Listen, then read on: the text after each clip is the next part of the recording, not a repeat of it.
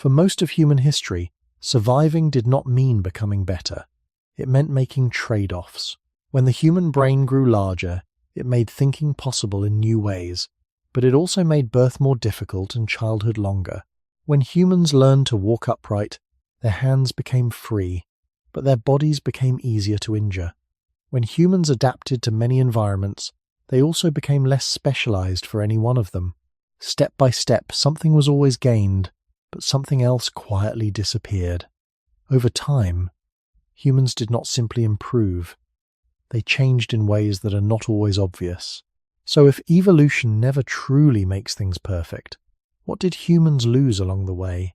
And why does that loss still shape how we live today? And why humans lost more than they gained from evolution? For a long time, it has been easy to imagine evolution as a kind of slow improvement, as if each step in human history moved steadily towards something better, stronger, or more complete. This idea feels natural because when we look at the present, we often compare it to the past and see what appears to be progress. Humans can think in complex ways, build tools, shape environments, and remember across generations. But this way of looking at evolution can be misleading because evolution does not work toward a goal, and it does not measure success in terms of comfort, strength, or even intelligence. It only measures one thing, and that is whether a population continues to exist over time. This means that a trait does not need to be perfect, or even particularly efficient, to remain. It only needs to be sufficient under the conditions of a given environment. In the earliest stages of human existence, long before written history, small groups of early humans lived within landscapes that were often unpredictable. These environments did not reward perfection, they rewarded survival in the moment, often through whatever traits happened to be available. Over many generations, changes accumulated, but those changes were not guided by a plan. They were shaped by pressures such as climate shifts, availability of food, and the presence of predators. From this perspective, what appears to be a gain is often only a response to a specific challenge, and that response can carry hidden costs that are not immediately visible. When early humans began to rely more on endurance rather than raw strength, this may have allowed them to travel longer distances, but it also meant that they were no longer built for sudden bursts of power in the same way as many other animals. When their brains gradually increased in size, this allowed for new forms of memory and cooperation, but it also introduced new vulnerabilities, especially during early development. These kinds of changes suggest that evolution is not a process of continuous addition, but a process of adjustment, where one capability can expand while another becomes reduced or less central. The human body, as it exists today, carries traces of these adjustments. It is not a final version, but a collection of solutions shaped by conditions that are no longer fully present. In that sense, the story of human evolution is not simply about what was gained, but also about what was no longer needed, and therefore slowly faded. This becomes clearer when we look at how different environments shape different outcomes. In some cases, traits that were once useful may become less relevant, but they do not disappear immediately. They remain, sometimes creating tension between the body and the world it now lives in. This idea challenges the common assumption that evolution always moves toward improvement. Instead, it suggests that survival can involve compromise, and that compromise can leave lasting marks. If we return to the earliest phases of human development, where survival depended on small, mobile groups navigating uncertain terrain, it becomes easier to see that no single trait could solve every problem. Each change solved one aspect of survival, while leaving others exposed. Over time, this created a balance that was never stable, only sufficient. This is why evolution does not produce perfection. It produces continuity, and continuity does not require that everything improves, only that enough works to allow life to continue. When viewed in this way, the idea that humans may have lost as much as they gained becomes less surprising, and more like an expected outcome of a process that was never designed to give more than it takes away. The deeper question is not whether something was lost, but how those losses became part of what it means to be human today. When evolution is understood as a process without intention, it becomes easier to notice something that is often overlooked. Changes do not happen because they are ideal, but because they are tolerated. A trait remains not because it is the best possible form, but because it does not prevent survival under certain conditions. This quiet standard, where good enough replaces optimal, shapes much of the human body and behavior. In early human environments, where uncertainty was constant, there was no stable condition that allowed for perfection. Food sources could shift, climates could change, and landscapes could transform over generations. In such settings, traits that were flexible had an advantage, even if that flexibility came at a cost. A body that could adapt to different temperatures might not be the most efficient in any single one. A mind capable of complex thought might also carry the burden of increased energy use and longer development. These are not improvements in a simple sense. They are compromises that allowed survival to continue. When early humans moved through open landscapes, often covering long distances in search of resources, their bodies adjusted in ways that favored endurance over short-term strength. This shift did not create a stronger organism in every sense. It created a different kind of organism, one that traded immediate power for sustained movement. Over time, this became part of what defined the human form, even though it also meant that humans were no longer among the fastest or strongest animals in their environment. In a similar way, the gradual expansion of the human brain did not simply add intelligence. It required changes in development, including a longer period of growth after birth. This extended dependence is visible in the structure of human populations, where younger individuals rely on others for many years. Such a pattern is unusual compared to many other species, where independence arrives more quickly. This suggests that what was gained in cognitive ability was balanced by a longer period of vulnerability. These patterns are consistent with what is known from fossil records and comparative biology, where changes in one part of the body are often linked to changes in others.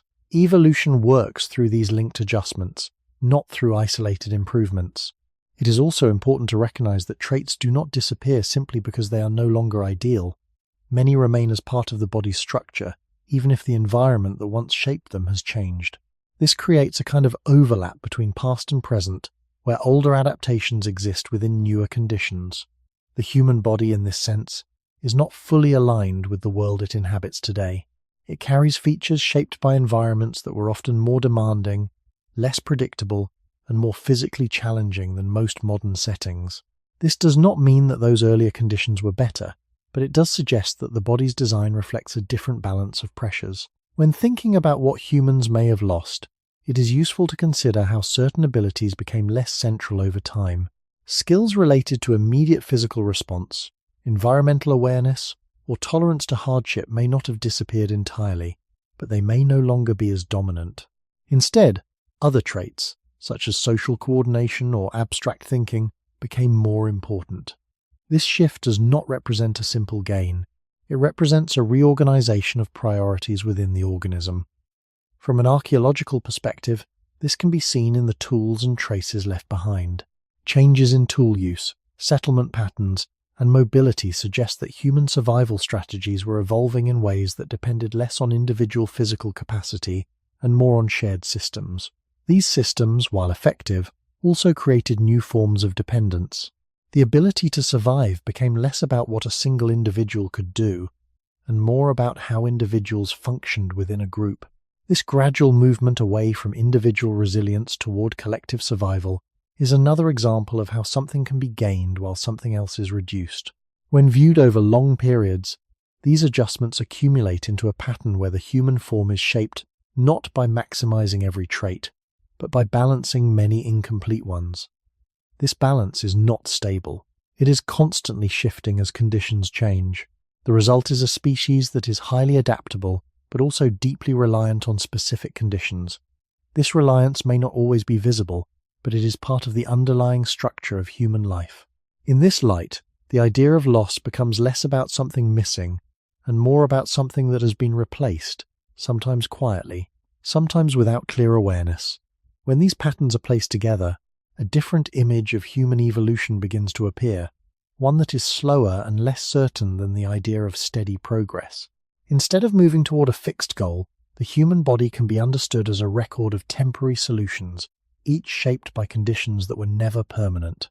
Over long stretches of time, environments shifted, and with each shift, the balance of traits within the human body adjusted. Some abilities became more important, while others became less central, not because they were no longer useful in every sense, but because the pressures that once made them essential had changed. In early human settings, where survival depended on responding directly to immediate surroundings, awareness of subtle environmental signals may have played a larger role. Variations in light, sound, temperature, and movement could all carry information about safety or danger. As human groups gradually developed more stable patterns of living, including the use of tools, fire, and shared spaces, some of these direct sensitivities may have become less critical for daily survival. They were not entirely lost, but they may have been reduced in importance, becoming less dominant within the overall system of the body. This shift can be understood not as a simple decline, but as part of a broader reorganization. What one system no longer carries, another may take on in a different form. The development of language, for example, allowed humans to communicate information that would otherwise need to be detected directly. Knowledge about food sources, seasonal changes, or potential threats could be shared across individuals and even across generations. This reduced the need for each individual to rely solely on personal observation, but it also introduced a new kind of dependence, where survival became linked to the presence and reliability of others. Archaeological evidence, such as changes in settlement patterns and the increasing complexity of tools, suggests that human groups were gradually building systems that extended beyond the capabilities of a single body. These systems made survival more consistent in some ways, but they also meant that individuals were no longer operating independently. A person without access to the group, or without knowledge passed through the group, would face greater difficulty. This indicates that as collective abilities expanded, individual self-sufficiency may have become less complete. The human body, shaped within this context, reflects both sides of this process. It carries the capacity for cooperation, communication, and shared memory. But it may also carry a reduced emphasis on certain forms of direct interaction with the environment. Over time, this balance has continued to shift, especially as environments have changed more rapidly than before. The conditions that shaped early human evolution were often harsh and unpredictable, requiring a wide range of responses. In contrast, more recent environments, influenced by human activity, can be more controlled in some aspects, but also more detached from the natural conditions in which the body was formed. This creates a subtle tension, where the body operates with systems that were shaped for one kind of world while existing within another. From a biological perspective, this does not mean that something has gone wrong, but it does suggest that the idea of continuous improvement does not fully capture what has taken place. Traits have been exchanged, adjusted, and redistributed over time. Some forms of resilience may have become less visible, while others have taken their place. The question of what was lost is not always answered by pointing to something that has disappeared entirely, but by recognizing shifts in emphasis and function. When these shifts are considered across long periods, it becomes possible to see that human evolution has involved as much subtraction as addition, even if that subtraction is not always obvious. The result is a species that is capable in many ways, but not complete in any single one, shaped by a process that favors continuation over perfection and balance over accumulation. When a change appears in the human body, it rarely arrives alone. It tends to reshape other parts at the same time, sometimes in ways that are not immediately visible. This is because the body is not a collection of separate pieces, but a connected system, where altering one function can shift the balance of many others. Over long periods of human evolution, this pattern becomes consistent. A new ability does not simply add itself on top of what already exists. It often replaces, reduces, or reorganizes something that came before. In this sense, every gain carries a cost, even if that cost is quiet and gradual. If we return to early human environments, where survival depended on moving through wide and often uncertain landscapes, it becomes clear that no single trait could dominate without consequence. For example, as human ancestors began to rely more on walking upright, their bodies changed in structure.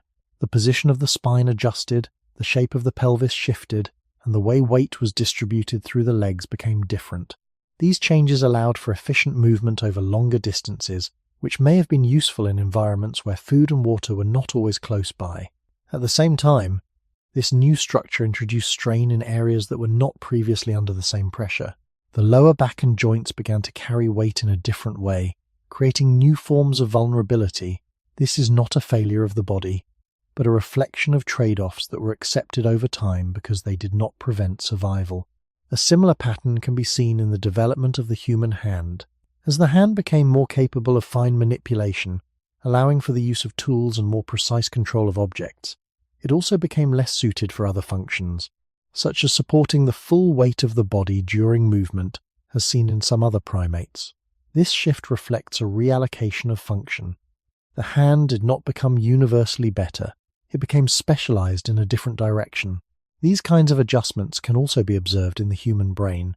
The gradual increase in brain size and complexity supported memory, planning, and communication, but it also required a greater amount of energy to maintain. The human brain consumes a significant portion of the body's energy relative to its size, which means that other systems must operate within that constraint. Energy that supports one function is not available for another. This balance is part of the reason why changes in diet, behavior, and social organization often occur alongside biological changes. From an archaeological perspective, this interconnected pattern is reflected in the tools and environments that early humans created. As tools became more advanced, they reduced the need for certain physical capabilities.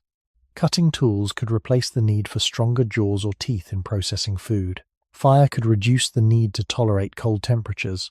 Over time, these external supports became integrated into the way humans survived. However, reliance on tools and shared systems also meant that survival became linked to access. An individual without tools or without the knowledge to use them would face challenges that earlier humans might have approached differently. This suggests that while certain abilities were extended beyond the body, others within the body may have become less central. The structure of human populations also reflects this pattern of exchange. Longer periods of development, especially in early life, allowed for learning and adaptation, but they also required protection and support from others. This created a system where individuals were more connected, but also more dependent. Independence in the early stages of life became less immediate, replaced by a longer period of growth within a group. This is another example of how a gain in one area, such as learning capacity, is balanced by a cost in another, such as vulnerability. When viewed across long periods of time, these patterns suggest that evolution operates through continuous negotiation. The body adjusts to what is necessary in a given moment, even if that adjustment creates new limitations. No trait exists without context, and no improvement exists without a corresponding change elsewhere. This makes it difficult to describe any single change as purely beneficial. Instead, each one is part of a broader exchange, where something is gained and something else becomes less prominent, less used, or less developed. The idea that humans may have lost as much as they gained is not a contradiction within this system. It is a reflection of how the system works. The idea of exchange becomes clearer when looking at how the human body allocates limited resources. Every function within the body requires energy, time, and structural support, and these resources are not unlimited. When one system expands or becomes more demanding, other systems must adjust, sometimes by becoming less emphasized. This principle can be observed across many aspects of human biology, and it reflects a pattern that is widely recognized in evolutionary studies. The body does not simply add new features without consequence. It redistributes what it has.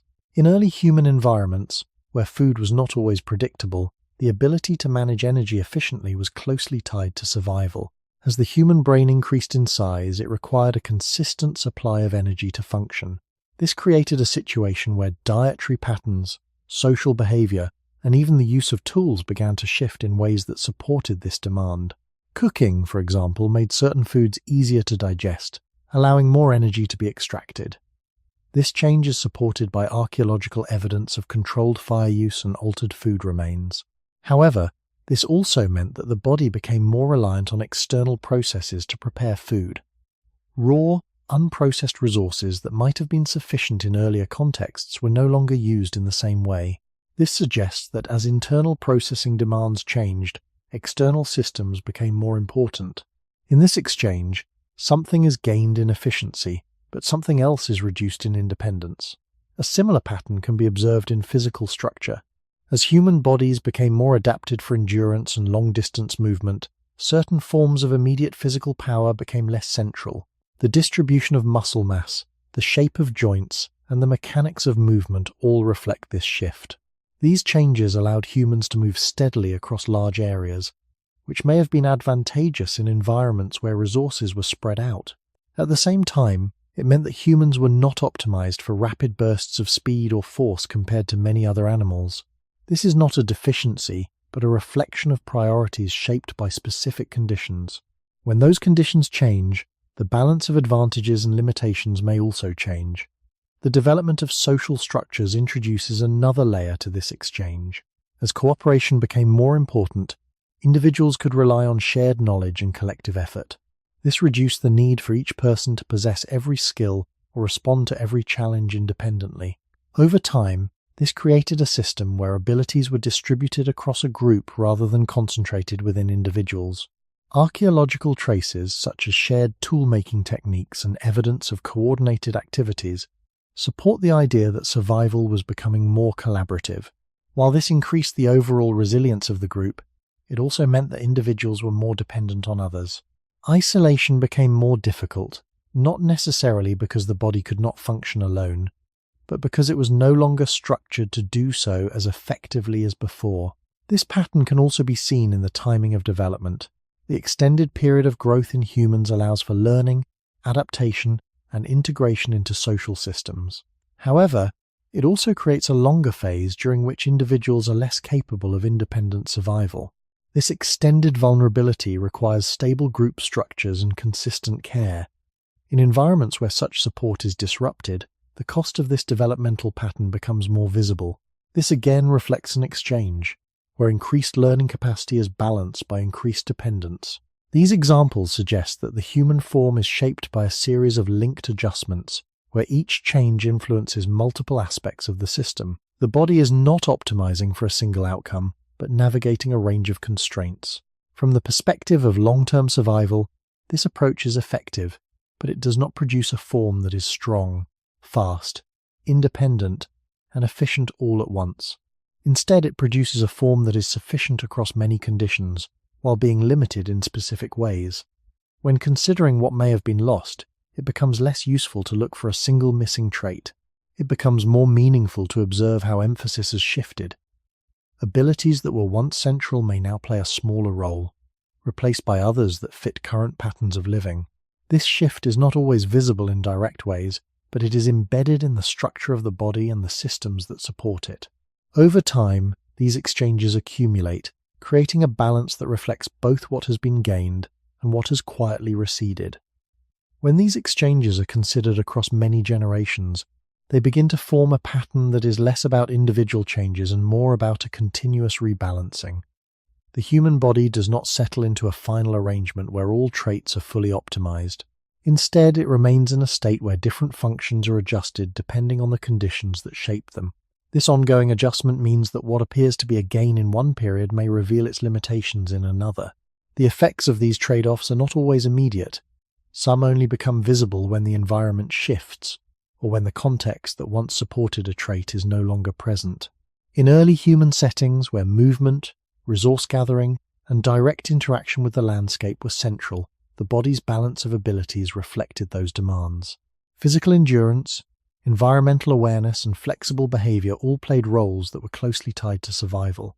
Over time, as humans developed tools, shared knowledge, and more stable patterns of living, some of these direct demands changed. The body did not instantly transform to match these new conditions. Instead, older structures remained, even as new systems were layered on top.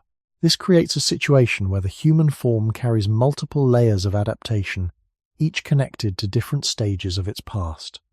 Archaeological evidence supports this layered view. The gradual increase in tool complexity, changes in settlement patterns, and signs of controlled environments all suggest that human survival strategies were becoming more mediated by external systems. These systems reduced the need for certain immediate physical responses, but they also introduced new forms of reliance. A tool can extend the capability of the body, but only when it is available and understood. Knowledge can guide behavior, but only when it is remembered and shared. In this way, the advantages gained through these systems are not contained entirely within the body. They exist in a broader network that includes objects, environments, and other individuals. This network increases the overall capacity of humans to survive, but it also means that the individual body is no longer the sole unit of resilience. From a biological perspective, this shift can be understood as a redistribution of where adaptation takes place. Some functions that were once internal become externalized. For example, instead of relying solely on physical traits to process food or respond to environmental challenges, humans begin to rely on tools, fire, and social structures. These external supports do not eliminate the need for the body to function, but they change the balance of what the body must do on its own. Over time, this can lead to a reduced emphasis on certain internal capabilities, not because they are entirely lost, but because they are no longer the primary means of survival. This process does not suggest that humans have become weaker in a simple sense. It suggests that strength has been redefined and distributed across different systems. The body becomes part of a larger structure that includes cultural and environmental elements. While this increases flexibility and adaptability, it also creates new points of vulnerability. If any part of this extended system is disrupted, the individual may face challenges that are not easily addressed by the body alone. This is a different kind of fragility, one that is less visible but deeply embedded in how humans live. When looking at these patterns over long periods, it becomes clear that evolution does not accumulate advantages without limit. Each addition is balanced by a change elsewhere, and each expansion introduces new dependencies. The idea that humans may have lost as much as they gained can be understood as a reflection of this balance. What has been gained often exists alongside what has been reduced, and both are part of the same process. The human form, as it exists today, is not the result of continuous improvement, but of continuous negotiation, where the outcome is shaped by what was necessary at each stage, rather than by what would be ideal in every possible condition. One of the most visible changes in human evolution is the gradual increase in brain size, a change that is often described as a clear advantage. A larger brain allows for more complex memory, planning, and communication, and it plays a central role in how humans interact with the world. However, when this change is placed within the broader pattern of trade-offs, it begins to show a more complicated structure. The expansion of the brain did not occur without cost, and those costs are still present in the way the human body develops and functions today. In early human populations, the increase in brain size was accompanied by changes in the shape of the skull and the structure of the pelvis.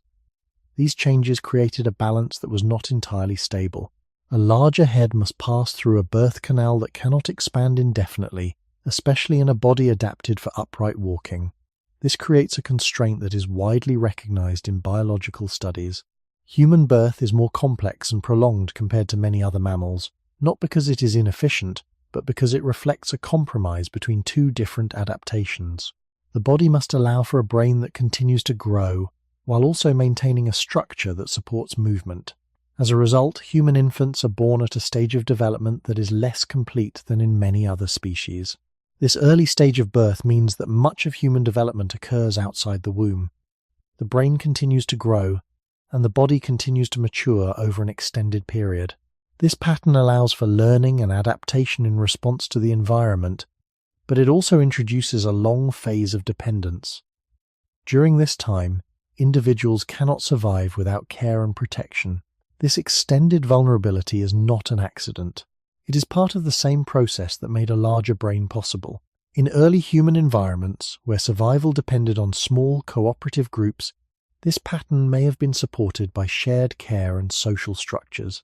Evidence from comparative anthropology suggests that group living and cooperative behavior played important roles in raising young individuals.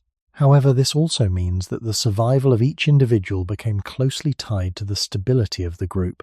Without consistent support, the risks associated with this extended development become more apparent. This is another example of how a gain in one area is balanced by a cost in another. The demands of a larger brain are not limited to development. The brain requires a continuous supply of energy, even at rest. This places pressure on the body to maintain access to food and to process it efficiently. Changes in diet, including the use of tools and the control of fire, are often linked to this need. Cooking, for example, alters the structure of food, making it easier to digest and allowing more energy to be extracted.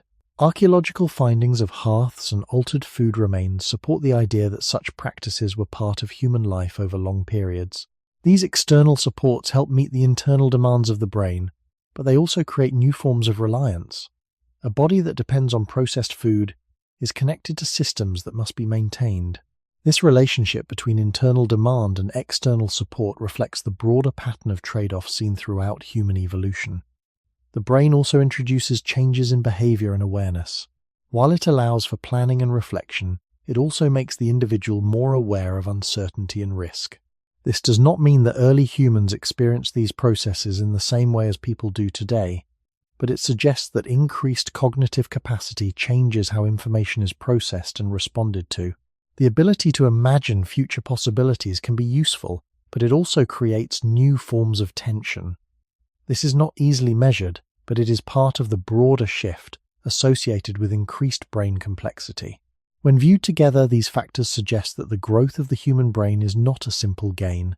It is a central example of how evolution operates through exchange. The advantages it provides are significant, but they are inseparable from the costs that accompany them. The longer development, the increased energy demand, the complexity of birth, and the reliance on social structures all point to a balance that is maintained rather than perfected. In this balance, what was gained cannot be separated from what was given up, and both continue to shape the human condition in ways that are still unfolding. The cost of a larger brain becomes even clearer when we look not only at birth, but at the long period that follows it. Human childhood is unusually extended, and this is not a small detail at the edge of the story. It is one of the clearest signs that what humans gained in cognitive flexibility came with a serious biological price. In many animals, the young reach basic independence relatively quickly. In humans, the path is slower. The brain continues to develop for many years, and this means that the body remains unfinished for longer. A human child needs food, protection, guidance, and social stability across a long stretch of time. This is not simply a cultural arrangement, it is tied to the structure of human development itself. A larger and more complex brain creates the possibility of learning language, remembering patterns, reading social signals, and adapting to different environments. But these abilities are not fully present at birth. They must be built gradually, and that gradual construction leaves the young human exposed for longer than many other creatures. In early human environments, this would have made the survival of children closely dependent on the strength and continuity of the group. If food became scarce, if adults were lost, or if movement through the landscape was disrupted, the cost of this long childhood would become very visible. From the perspective of population structure, this means that a larger brain did not just change individuals, it changed the timing of life itself. More years had to be invested before a child could contribute fully to survival. More energy had to be spent by others before that child became independent. Over long stretches of prehistory, this would have shaped how groups moved, shared resources, and protected one another. Archaeological evidence cannot tell us every detail of those relationships, but the broad pattern is widely accepted. Human survival depended not only on adult ability, but on the successful support of unusually dependent young. This is one reason the gain of intelligence cannot be separated from the burden of care. The brain also changes the balance of the body even after childhood. A large human brain remains metabolically expensive throughout life. It draws heavily on the body's energy, which means that the human organism must continuously support an organ that is powerful but costly. In stable conditions, this cost may be manageable. In unstable conditions, where food is uncertain or physical stress is high, the burden becomes more serious.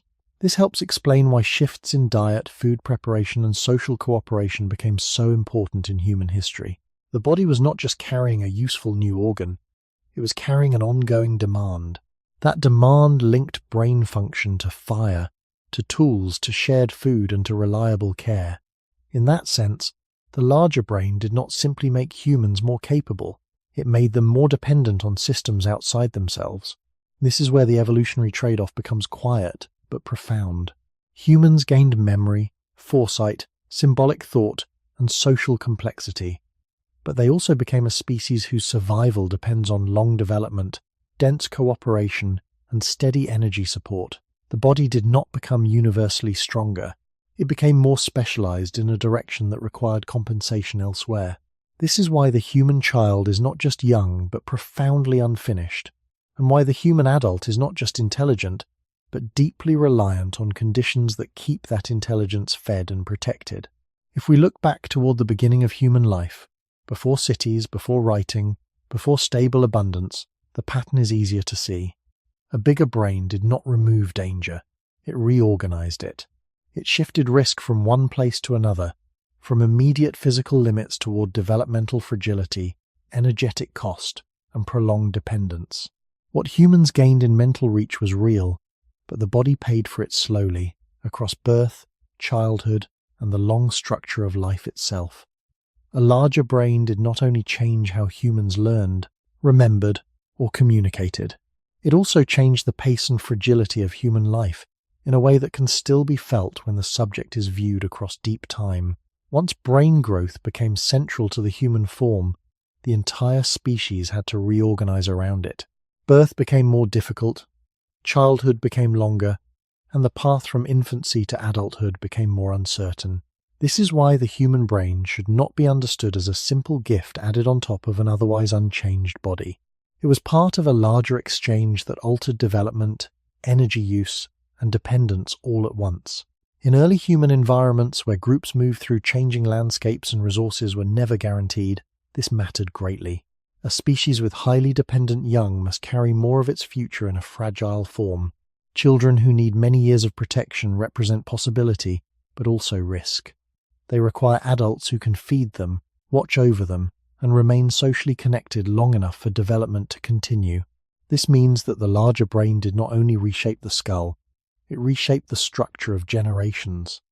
A greater share of human life came to be spent in immaturity, learning, and vulnerability.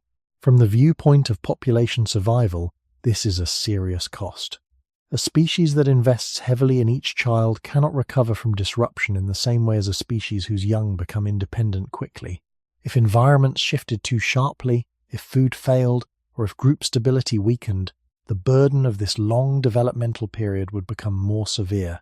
The gain of cognitive flexibility, therefore, came with a demographic price. Because the future of the group depended on sustaining many individuals who could not yet sustain themselves, this also changed the rhythm of knowledge itself. Because the human brain develops gradually, much of what makes human life possible must be transmitted over time rather than appearing fully formed. Language, tool use, memory of places, and social rules all depend on prolonged teaching and observation.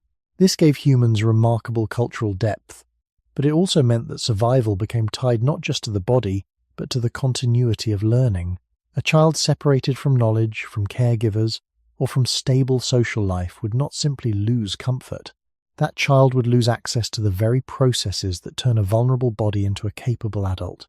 Archaeological traces of repeated tool traditions and shared practices suggest that this long chain of learning became central to human existence. Yet the same pattern shows that the human brain created a creature who must be shaped slowly by others before becoming fully functional within the group. Even in adulthood, the cost does not disappear. The brain remains expensive, drawing steady energy and requiring reliable support from the rest of the body. This helps explain why human evolution cannot be separated from changes in diet, cooperation, and food preparation. Fire, tools, and collective behavior did not merely improve life around the brain, they helped carry the weight of the brain's demands. In that sense, intelligence did not arrive alone. It arrived with a silent network of obligations. The human body had to feed it, the group had to protect it, and the surrounding world had to provide enough stability for it to mature. When viewed this way, the larger brain begins to look less like a pure victory and more like one of evolution's deepest bargains. Humans gained wider memory, greater planning, and a more flexible relationship with the world, but they also became slower to mature, harder to birth, costlier to sustain, and more dependent on long chains of care. What was gained was real, but so was what was surrendered. The older model of immediate independence gave way to a species that survives through extended fragility, delayed completion, and support that must last for years before its benefits can fully appear. Walking upright is often described as one of the defining features of being human. It changes how the body moves through space, how the hands are used, and how the head is positioned in relation to the rest of the body. At first glance, it appears to be a clear advantage. Standing and moving on two legs frees the hands for carrying objects, making tools, and interacting with the environment in new ways. It also allows the body to travel efficiently over longer distances, which may have been important in landscapes where resources were spread out. However, when this change is examined within the broader pattern of evolutionary trade-offs, it reveals a more complex structure. Walking upright did not simply add a new ability, it reorganized the entire body, and in doing so, it introduced new limitations that were not present before. In earlier primates, movement often involved a combination of climbing and moving on four limbs. This form of locomotion distributes weight more evenly across the body and places less continuous strain on any single structure. As human ancestors shifted toward upright walking, the distribution of weight changed significantly. The spine, which had once been oriented in a more horizontal position, became vertical. This required adjustments in its shape, creating curves that help balance the body while standing and moving. These curves allow for flexibility and support, but they also create points of stress. The lower back in particular carries a significant portion of the body's weight, especially during long periods of standing or walking. This is why the human spine, while capable, is also prone to strain and discomfort under certain conditions. The pelvis also changed in response to upright walking. It became shorter and broader, helping to support the internal organs and stabilize movement on two legs. This structure is effective for bipedal locomotion, but it also interacts with other parts of the body in ways that create constraints. As discussed earlier, the shape of the pelvis must balance the demands of movement with the requirements of childbirth. This creates a narrow margin where both functions can be maintained, but neither can be optimized without affecting the other. This is another example of how a gain in one area leads to a compromise in another. The legs and feet also reflect this shift. Human feet are structured to support the body's weight and to provide stability during walking. The arch of the foot helps absorb impact and distribute force, allowing for efficient movement over long distances. However, this structure is less flexible than the grasping feet of other primates, which are adapted for climbing and holding onto branches. In becoming more specialized for walking, the human foot gave up some of its ability to interact with the environment in other ways. This is not a loss in a simple sense, but a redirection of function. The body becomes better suited for one kind of movement, while becoming less suited for another. The muscles of the body also reflect this change. Upright walking relies on a coordinated system of muscles that stabilize the hips, support the spine, and control movement in the legs. This system is effective for sustained movement, but it does not produce the same kind of explosive power seen in animals that rely on four limbs for rapid acceleration. Once again, the pattern is consistent. Endurance increases, but immediate strength and speed are not the focus. These changes suggest that walking upright should not be understood as a simple improvement, but as a shift in priorities shaped by specific environmental conditions. In early human landscapes, where covering distance and freeing the hands may have provided advantages, this shift was sufficient for survival. Over time, it became a defining feature of the human form, yet the costs of this change remain embedded in the body. The structure that allows humans to stand and move in this way also carries limitations that are not always visible at first glance. The human body, in choosing one path, necessarily moved away from others, and that movement continues to shape how it functions today. The effects of upright walking do not remain limited to bones and joints. They extend into the way balance is maintained, how energy is used, and how the body responds to strain over time. When the body stands on two legs, it must constantly adjust to remain stable. This requires a continuous coordination between the inner ear, the muscles, and the nervous system. Small shifts in position are corrected without conscious effort, creating a steady but active process that continues even when the body appears still. This system allows humans to move with control and efficiency, but it also means that maintaining posture is never entirely passive. Energy is used not only for movement, but for stability itself. In earlier forms of movement that relied more on four limbs, balance was distributed differently. The center of gravity was lower, and the base of support was wider. This reduced the need for constant fine adjustments. In upright walking, the center of gravity is higher, and the base of support is narrower. This creates a system that is more efficient for forward movement, but less stable in certain situations. Slips, falls, and imbalances become more likely when the ground is uneven or when the body is fatigued. These are not failures of design, but consequences of a structure that prioritizes one kind of movement over another. Over long periods of time, this balance between efficiency and stability becomes part of the human condition. The body is capable of covering distance with relatively low energy cost, but it must also manage the ongoing effort required to remain upright. This effort is usually unnoticed, but it accumulates. Muscles that support posture, especially in the lower back and legs, are engaged frequently, and they can become strained under repeated use. This is one reason why the human body is sensitive to long periods of standing or carrying weight. The system is effective, but it is not without limits. The relationship between upright walking and energy use also reflects a trade-off. Moving on two legs can be efficient over long distances, especially at a steady pace. This may have supported movement across landscapes where resources were scattered. However, the same system is less effective for rapid changes in speed or direction. The body is not structured for sudden bursts of motion in the same way as many animals that rely on four limbs. This suggests that endurance was favored over speed, a choice shaped by environmental pressures rather than by a goal of becoming universally capable. When viewed in this way, upright walking becomes part of a larger pattern where one type of efficiency replaces another. The use of the hands, often described as one of the main advantages of upright posture, also reflects this exchange. Freeing the hands allowed for carrying, tool use, and more complex interaction with objects. This had far-reaching effects on how humans shaped their surroundings. Tools could extend the reach of the body, making it possible to cut, build, and modify environments in ways that were not previously available. However, this also meant that some functions were shifted outward. Instead of relying entirely on physical strength or direct interaction, humans began to depend more on objects and learn techniques. This dependence is not immediately visible in the structure of the body, but it is present in how the body operates within its environment. Archaeological evidence, including the increasing variety and specialization of tools, supports this gradual shift. As tools became more central to survival, the body itself did not need to perform every function in the same way. This does not mean that the body became weaker in a simple sense, but it does suggest that its role was changing. Some abilities were extended beyond the body, while others within the body became less emphasized. The balance of capability moved outward, into systems that included objects, knowledge, and cooperation.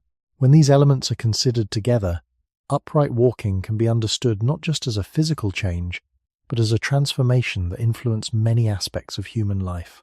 It allowed for new forms of interaction and movement, but it also introduced new forms of strain, dependence, and limitation.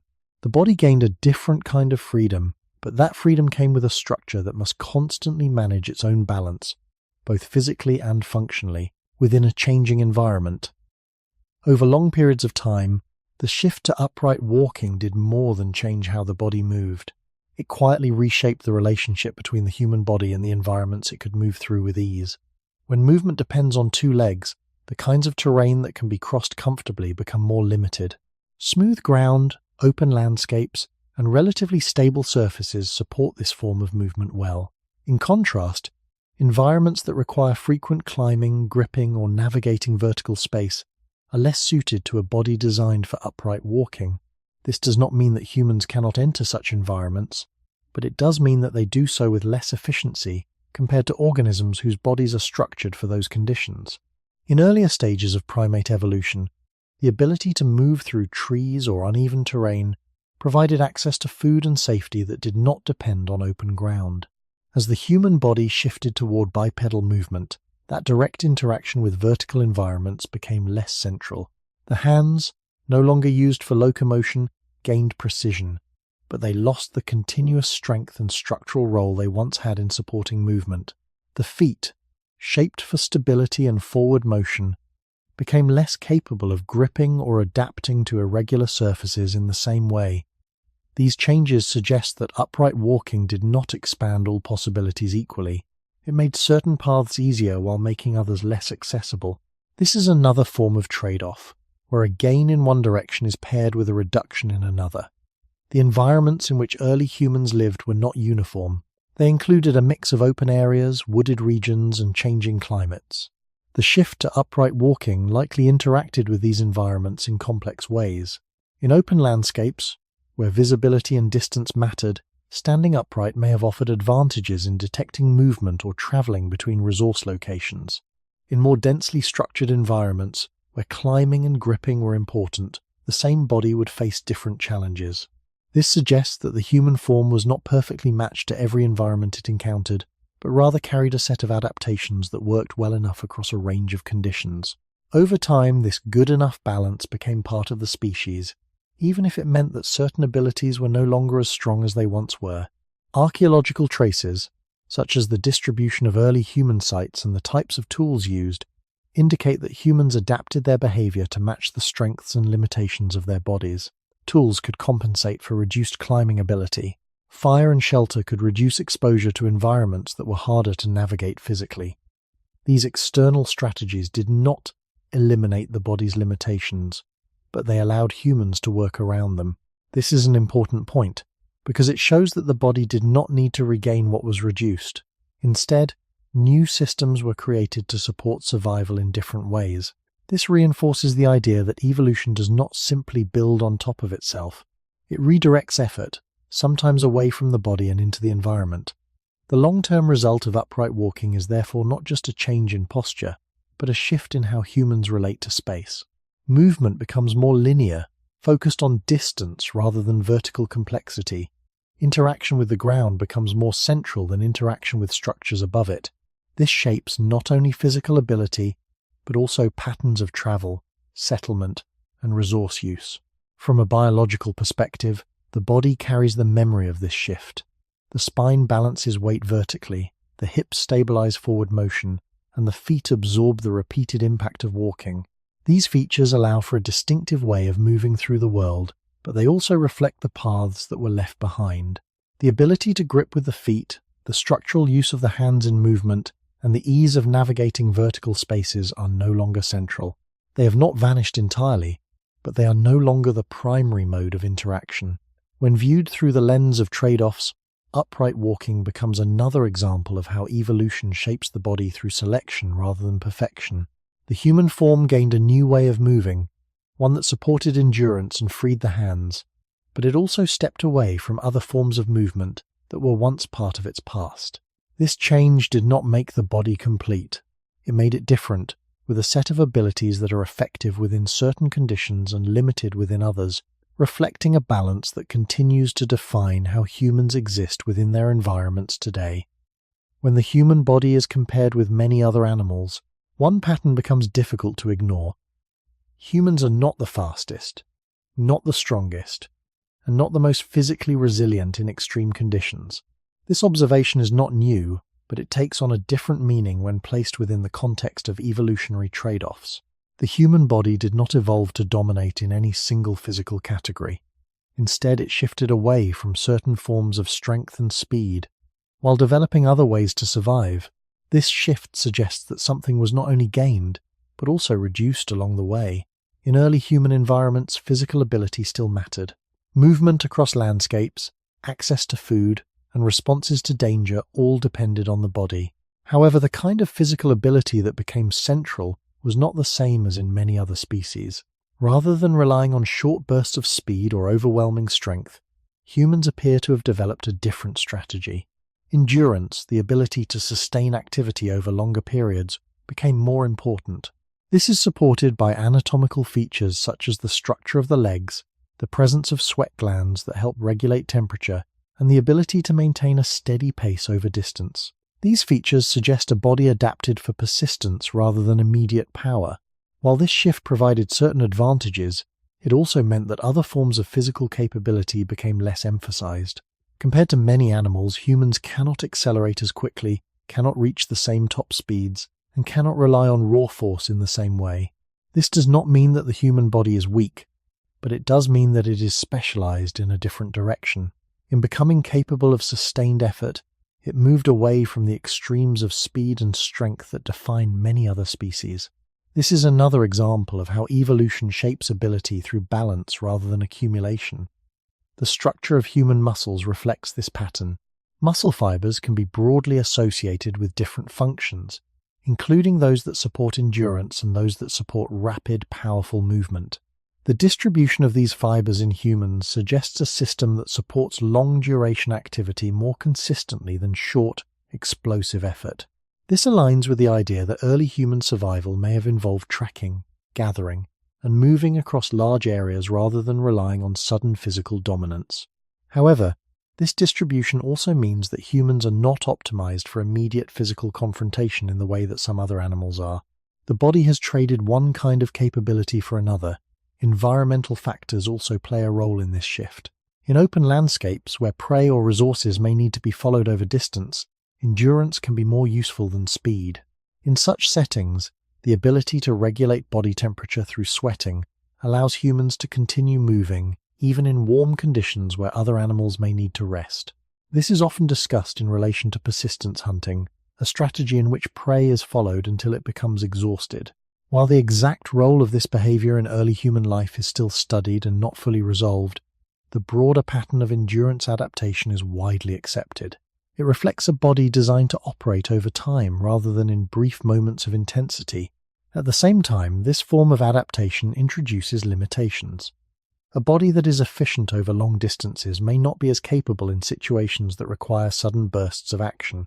This means that survival becomes more dependent on strategy, timing, and coordination rather than on immediate physical superiority.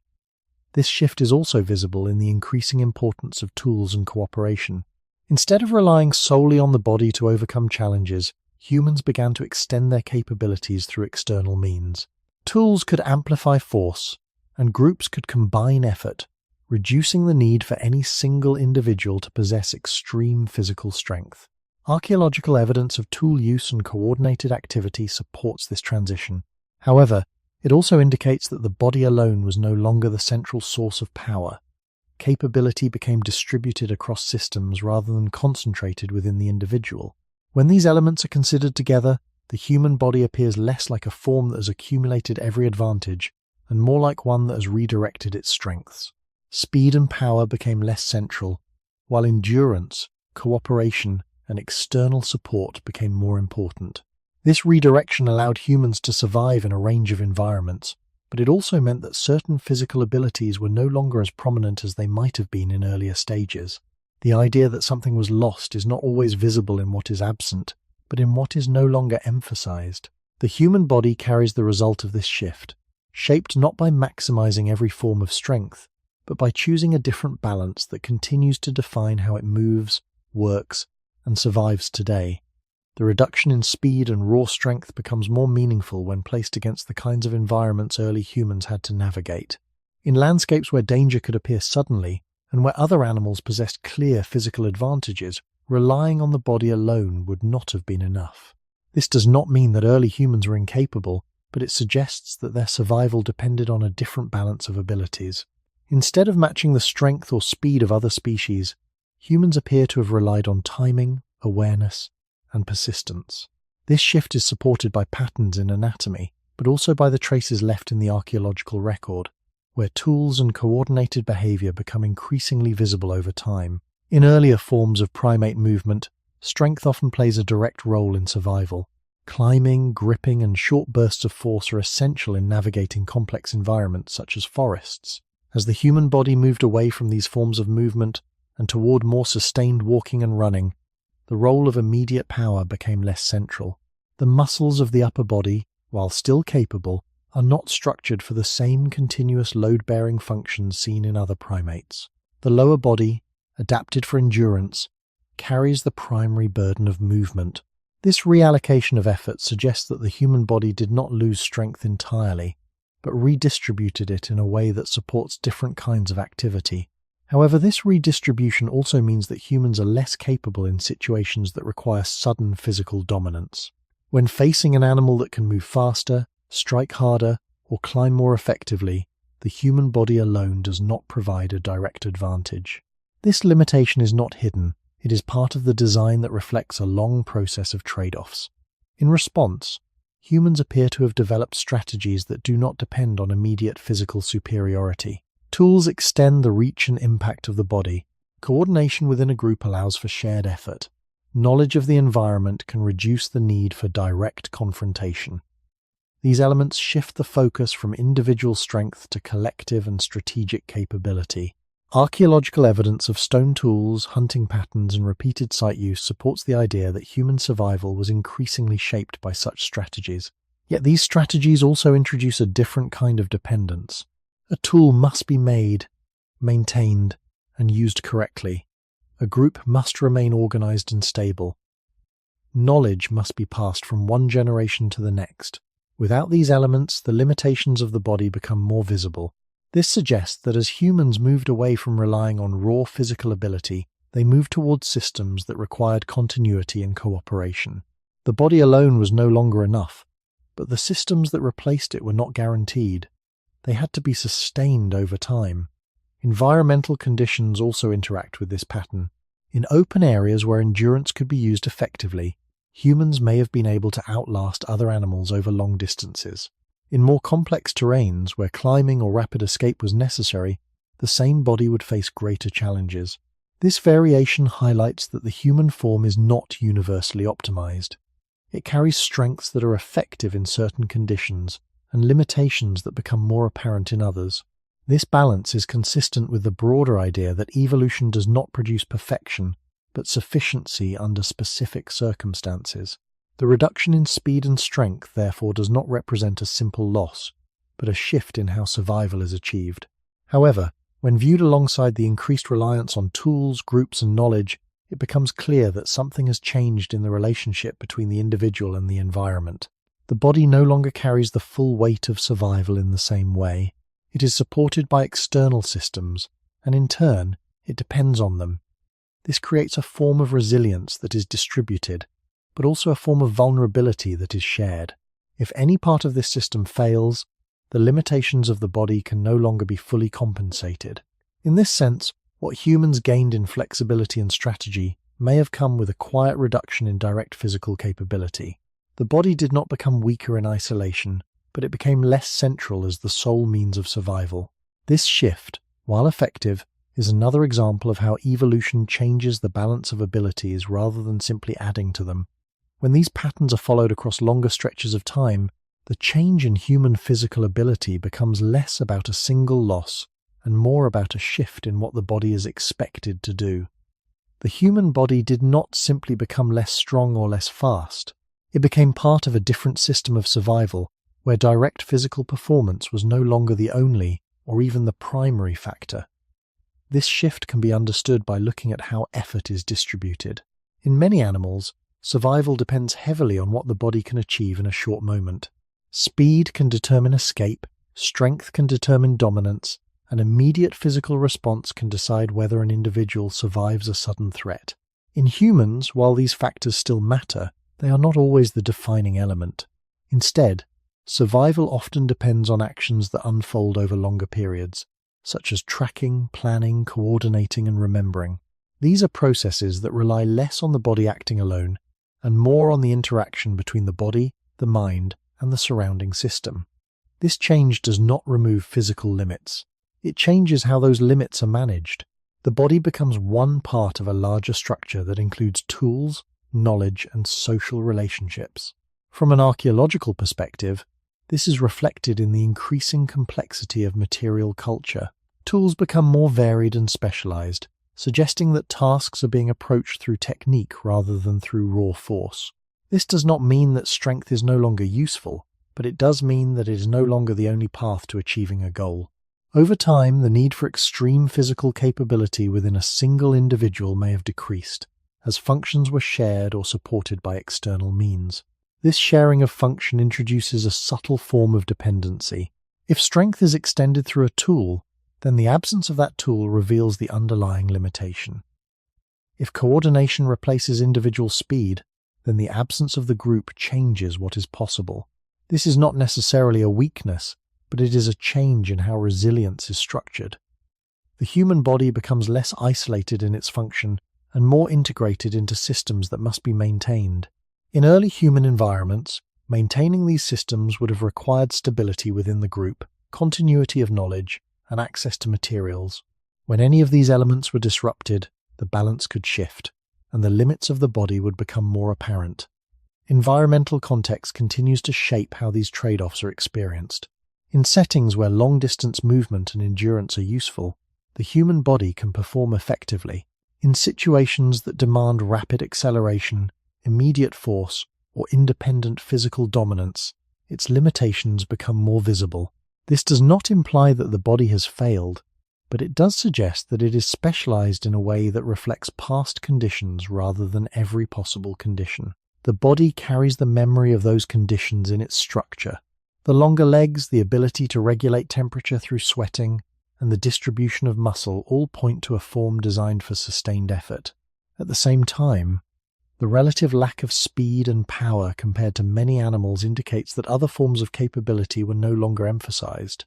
Over time, this balance has become so familiar that it is often taken for granted.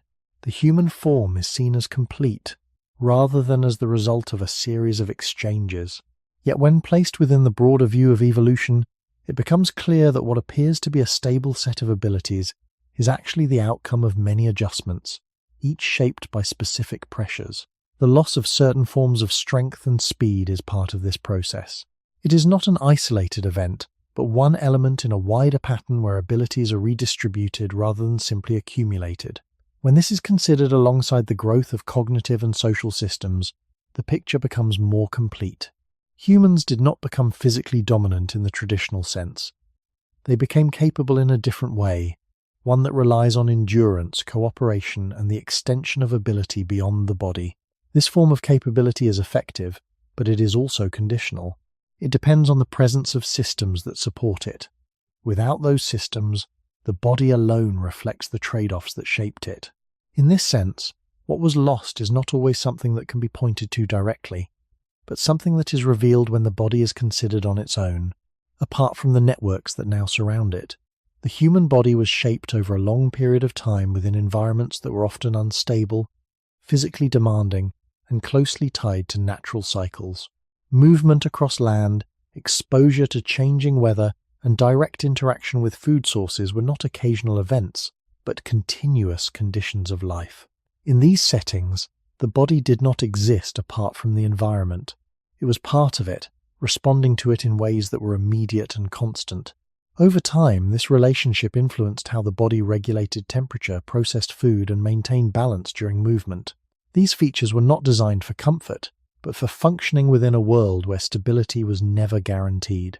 As human life gradually shifted, especially with the development of tools, controlled fire, and later more stable forms of settlement, the relationship between the body and the environment began to change. The body did not immediately transform to match these new conditions. Instead, it continued to operate based on patterns shaped in earlier contexts. This creates a situation where the body carries expectations that do not always align with the environments it now experiences. The change is not sudden, but it becomes visible when considering how much of human survival has moved away from direct environmental interaction toward mediated systems. In earlier conditions, temperature regulation depended heavily on the body's own mechanisms. Sweating, circulation, and behavioral adjustments such as seeking shade or altering movement patterns played central roles. These systems are still present, but in many situations, they are supported or replaced by external controls. Shelter, clothing, and fire alter the immediate environment, reducing the need for the body to respond directly. This does not remove the body's original design. It places it within a different context, where its functions are supplemented by external means. The same pattern can be observed in how humans interact with food. In early human environments, obtaining and processing food required physical effort, variation, and adaptation to what was available. The body's digestive system developed within this context, handling a range of inputs that were often seasonal and inconsistent. Over time, with the use of tools and fire, and later more structured methods of food preparation, the process of eating became less directly tied to raw environmental conditions. This shift allows for greater control and predictability, but it also means that the body operates within a system that it did not originally evolve to depend on in the same way. Archaeological evidence, such as changes in tool use and the presence of hearths, supports the idea that these transitions occurred gradually, shaping how humans engaged with their surroundings. Movement is another area where this shift becomes visible.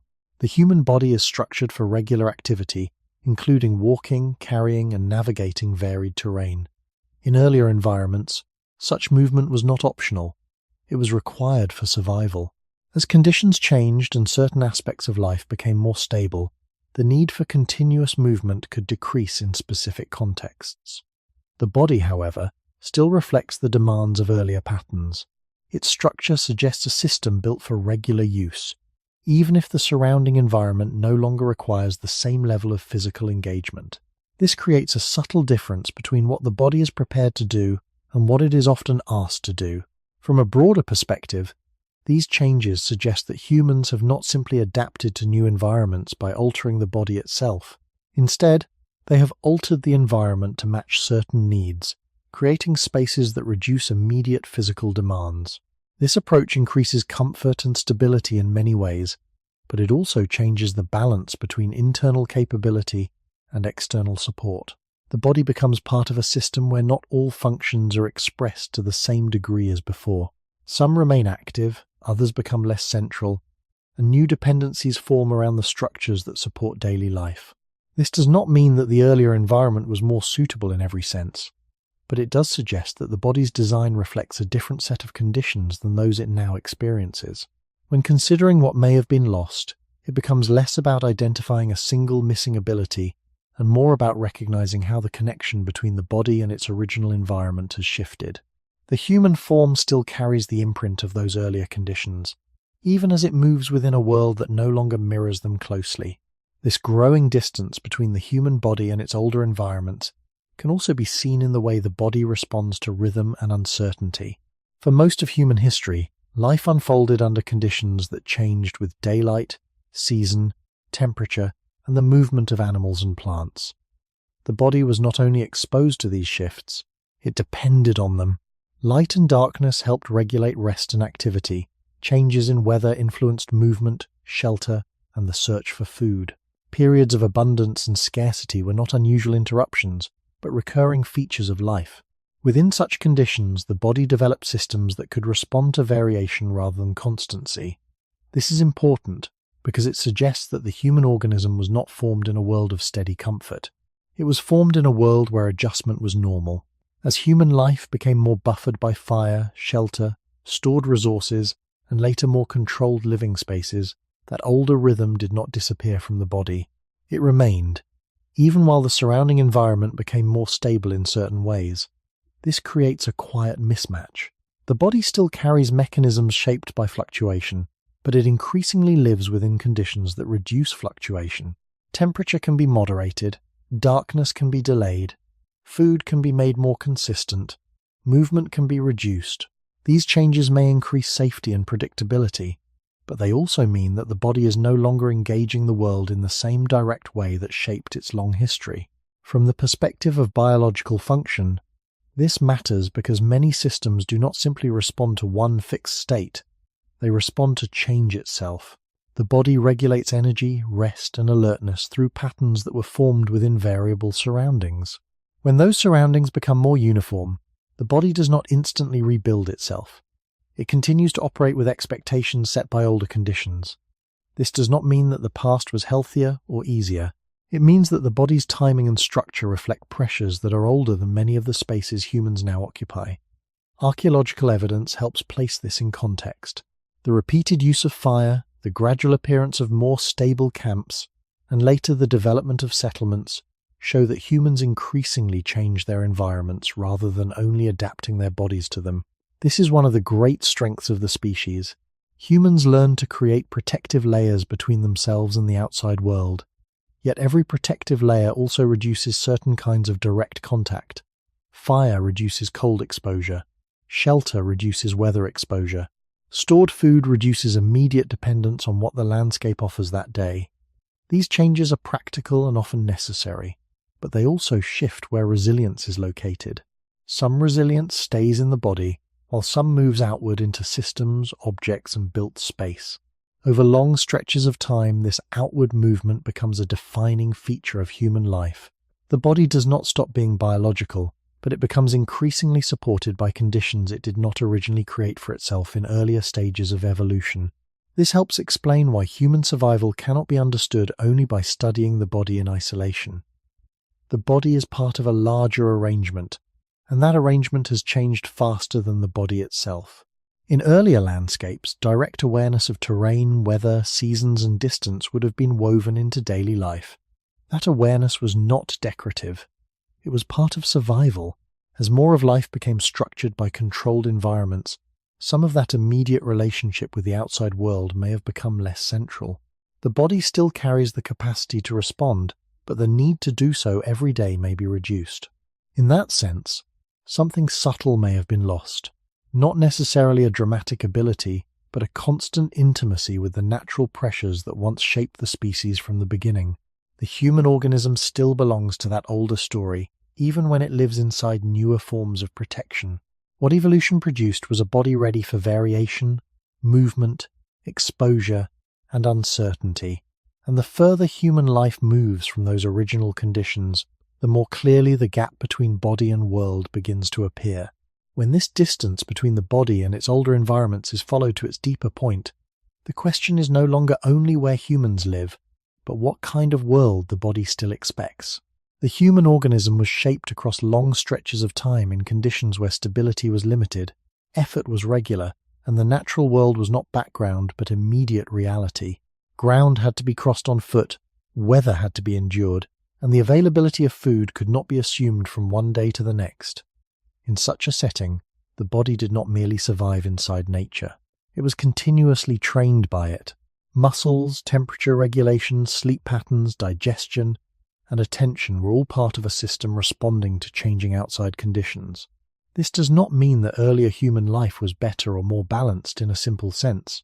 It means that the body's design belongs to a world where change was constant and where survival depended on staying closely linked to that change. Over time, humans became increasingly capable of reshaping their surroundings. Fire, shelter, clothing, stored resources, and settled spaces gradually reduced exposure to many of the conditions that had once pressed directly on the body. Archaeological traces of hearths, repeated camp use, and later more stable settlement patterns show that human life moved step by step toward environments that were increasingly modified rather than merely endured. This shift is one of the great achievements of the species, but it also reveals the larger trade-off. The more humans built conditions that softened direct pressure from the outside world, the less the body itself needed to answer those pressures in the same immediate way. Some forms of resilience remained in the body, but others were transferred outward into objects, structures, and shared systems. A person no longer needed to tolerate cold in the same way if fire and shelter were available. Food no longer needed to be sought with the same uncertainty if it could be stored, prepared, and shared within a stable place. Daily movement no longer had to follow the same demands if the environment itself had been reorganized around human needs. This did not make the body unnecessary, but it changed what the body was being asked to do. That shift matters because the body still carries older expectations. It still reflects a history shaped by variation, movement, exposure, and effort. When those conditions become less central, the body does not become new all at once. It continues to operate through systems built in another context. This is why the human form can be understood as living partly in the present and partly in a much older world. Its bones, muscles, rhythms, and responses belong to a lineage formed long before stable comfort became possible. In that sense, the loss is not simply the disappearance of a dramatic trait. It is the gradual weakening of a direct relationship between the body and the natural conditions that once shaped it every day. Humans gain control, protection, and a wider capacity to shape their surroundings, but they also moved further from the environments that formed their original balance. The result is not a broken body, but a body living under new terms, supported by layers of culture and material life that now carry some of the work evolution once placed more directly on flesh and bone. From the perspective of deep history, this may be one of the quietest forms of loss in human evolution. The species did not only gain tools, fire, and built space, it also gave up a more immediate intimacy with the world that made it. The ground, the weather, the seasons, the uncertainty of food, and the constant demand for movement were once not optional influences but part of what shaped human life from the beginning. As those forces became more distant, humans gained safety in many forms, but also drifted away from the original conditions their bodies still remember. In that widening gap between ancient design and altered environment, one of evolution's deepest trade-offs becomes visible. As human life continued to change, another shift became more visible, one that is less about the structure of the body and more about how the body survives in relation to others. In many animals, survival can depend largely on the abilities of a single individual. Strength, speed, camouflage, or instinct allow one organism to respond directly to its environment.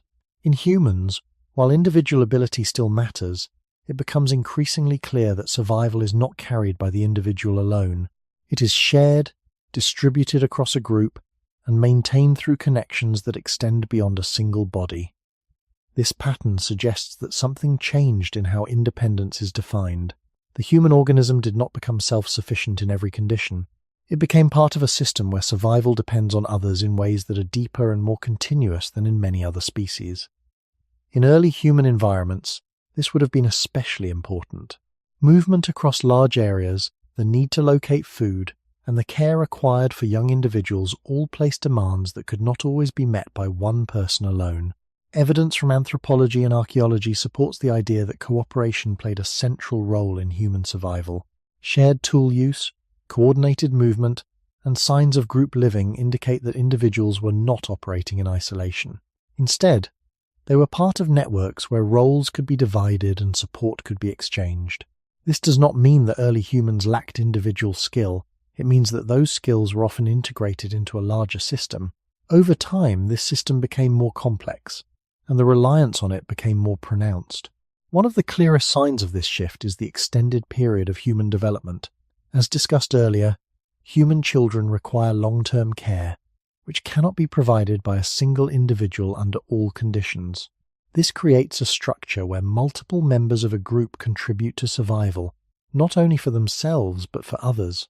The survival of the group becomes tied to the ability to support individuals at different stages of life. This is different from systems where each individual reaches independence quickly and operates largely on its own. In humans, dependence is not limited to childhood. It continues in more subtle ways throughout life. Knowledge, for example, is not contained entirely within one person. It is shared, learned, and passed on. Skills that support survival, such as tool-making, navigation, and understanding of the environment, are often distributed across generations. This means that an individual without access to this shared knowledge would face significant challenges, even if their body is physically capable. The ability to survive becomes linked not only to what the body can do, but to what the group knows and maintains. This creates a different kind of resilience, one that is collective rather than individual. Archaeological traces of repeated tool traditions, shared practices, and stable group patterns support this view. They suggest that survival strategies were not reinvented by each individual, but preserved and transmitted within communities. This allows for greater continuity and adaptation over time, but it also means that individuals are less independent in a strict sense. The body alone is no longer the primary source of survival. It is part of a system that includes others, and that system must remain intact. Environmental conditions interact with this pattern as well. In settings where resources are uncertain or spread out, cooperation can increase the chances of finding and sharing what is needed. In more stable environments, the same structure allows for the development of more complex forms of organization. However, in both cases, the individual is connected to the group in ways that are not easily separated. Isolation becomes more difficult, not because the body cannot function alone at all, but because it is not structured to do so as effectively as a fully independent organism. This suggests that as humans evolved, independence was not strengthened in every direction.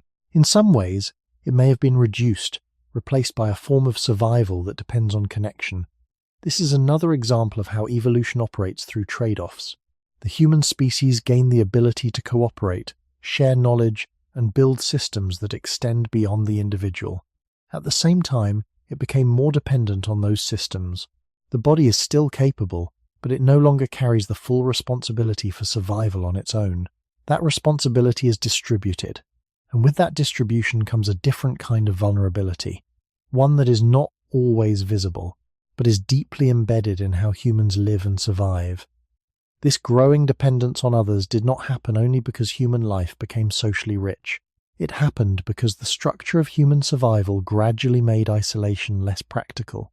A single human body, even when healthy and skilled, carries clear limits. It cannot run as fast as many animals, cannot overpower large predators directly, cannot produce enough knowledge in one lifetime to solve every recurring problem, and cannot raise highly dependent children without support under most conditions. In early human environments, these limits would have been visible every day. Food was uncertain, landscapes were wide, and danger did not arrive in a predictable form. Under such conditions, survival through complete independence would have been difficult to sustain across generations. This is why the human story begins to look less like the story of a self-sufficient organism, and more like the story of a cooperative organism whose strength is distributed across many bodies at once. When one individual could not see far enough, remember enough, or do enough alone, the group could compensate. One person might carry experience of a place, another might know a useful material, another might help protect the young, and together the limits of each body could be partially covered by the presence of others. From the perspective of deep history, this is a profound shift. It means that survival no longer rests mainly inside the body itself, but in the relationships between bodies. Archaeological traces support this broader picture. Repeated tool traditions suggest knowledge preserved beyond one lifetime. Long-term use of places suggests patterns of return, memory, and shared recognition of useful environments.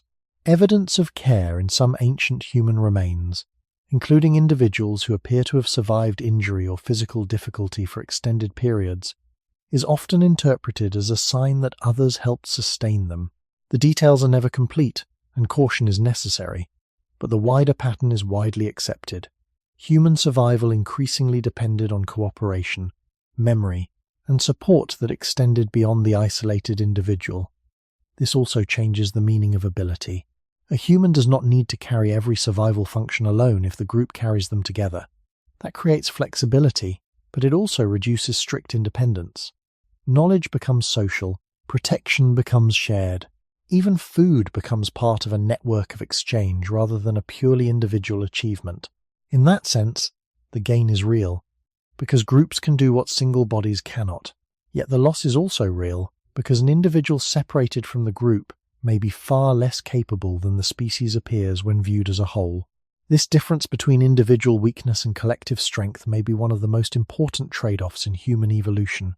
It helps explain why the human body can seem incomplete on its own, while the species as a whole appears remarkably adaptable. The adaptability does not sit entirely in muscle, teeth, speed, or skin. Much of it sits in cooperation. It sits in the ability to store skill outside one body and preserve it across generations. It sits in the group's ability to absorb the weakness of one member and redistribute effort across many. But that same arrangement creates a new kind of vulnerability. A species that survives through connection must also suffer when connection breaks. If the group is scattered, if knowledge is interrupted, if trust fails, the body alone cannot easily replace what was once carried by the many. This is why dependence is not a minor side effect of being human. It is part of the design that slowly replaced a more direct form of independence. From the beginning, human evolution seems to have moved toward a creature that is not strongest when alone, but strongest when woven into others. The result is not a lesser organism, but a different one, built less like a complete unit and more like one part of a larger living system, where survival itself is shared rather than possessed individually. When this shared form of survival is viewed across longer stretches of time, it begins to shape not only how humans live, but what the human body is expected to do on its own. The more survival is carried by the group, the less each individual body must be prepared to handle every situation independently. This does not mean that the body becomes incapable, but it does mean that its role changes. It becomes one part within a larger structure, rather than a complete unit that can operate in isolation under all conditions. In early human environments, this shift would have developed gradually. Groups that could coordinate, share, and support one another would have had an advantage, especially in landscapes where resources were uncertain and challenges were varied. Over time, this advantage could accumulate, making cooperative systems more central to survival than individual strength alone. Archaeological evidence such as repeated patterns in tool use and shared activity across sites, suggest that this form of living was not temporary. It became a stable feature of human existence. As this happened, the body itself did not need to carry every function at full capacity. Some functions could be reduced or redistributed because they were now supported by others. This is where the idea of quiet loss becomes visible. It is not that a specific ability disappears completely, but that it becomes less necessary for each individual to possess it at a high level. Over many generations, this can shift how abilities are expressed within the population. Skills related to direct survival in isolation, such as handling every environmental challenge alone, may become less emphasized because they are no longer required in the same way. Instead, abilities that support connection, communication, and coordination become more important. The human organism becomes adapted not only to the environment, but to other humans. This creates a different kind of balance. The body is no longer optimized for independence, but for integration within a group. This integration brings clear benefits. It allows for shared knowledge, distributed effort, and support during periods of vulnerability. However, it also creates a condition where the individual cannot easily separate from the system without losing access to what the system provides. This is a form of dependence that is built into the structure of human life. From a biological perspective, it is not always visible in bones or muscles, but it is reflected in development, behavior, and social patterns that have been consistent across many human societies. Environmental factors continue to interact with this pattern. In stable conditions, cooperation can increase efficiency and reduce risk. In unstable conditions, it can provide a buffer against sudden change. Yet in both cases, the individual body is no longer the sole center of survival. It relies on the continuity of relationships, shared memory, and coordinated action. This means that resilience is no longer contained entirely within the individual. It exists within the group, and the group must be maintained. This changes how vulnerability is experienced. Instead of being located only in physical limits, it becomes tied to the stability of connections. When connections hold, survival is supported. When they weaken, the limits of the body become more visible again. Over time, this pattern has become so familiar that it is often overlooked. Humans are seen as social by nature, but the depth of that social structure is sometimes underestimated. It is not simply a preference for being together. It is a condition shaped by evolution, where the body itself is part of a wider network that carries essential functions. When considering what may have been lost, this network provides an important perspective. Humans gained the ability to share, to coordinate, and to extend their capabilities beyond the individual. At the same time, they moved away from a form of existence where a single body could meet every demand alone. The human organism did not become less capable in a general sense, but it became differently capable, with strengths that depend on connection and limitations that appear more clearly in isolation. In this way, dependence is not a weakness added later. It is part of the structure that replaced an earlier form of independence, and it continues to shape how humans live, survive, and relate to one another today. One of the quietest changes in human evolution is not found in strength, speed, or posture, but in the length and fragility of childhood. Human beings enter the world in a state of unusual incompleteness. Compared with many other animals, a human child remains physically weak, dependent, and slow to mature for a remarkably long time. This pattern is closely tied to earlier changes in the species, especially the growth of the brain, but it also deserves attention in its own right, because it reshaped the rhythm of human life across generations. In many animals, the young move toward basic independence relatively quickly. Their bodies develop at a pace that allows them to follow, feed, or protect themselves within a shorter period. In humans, that process stretches outward.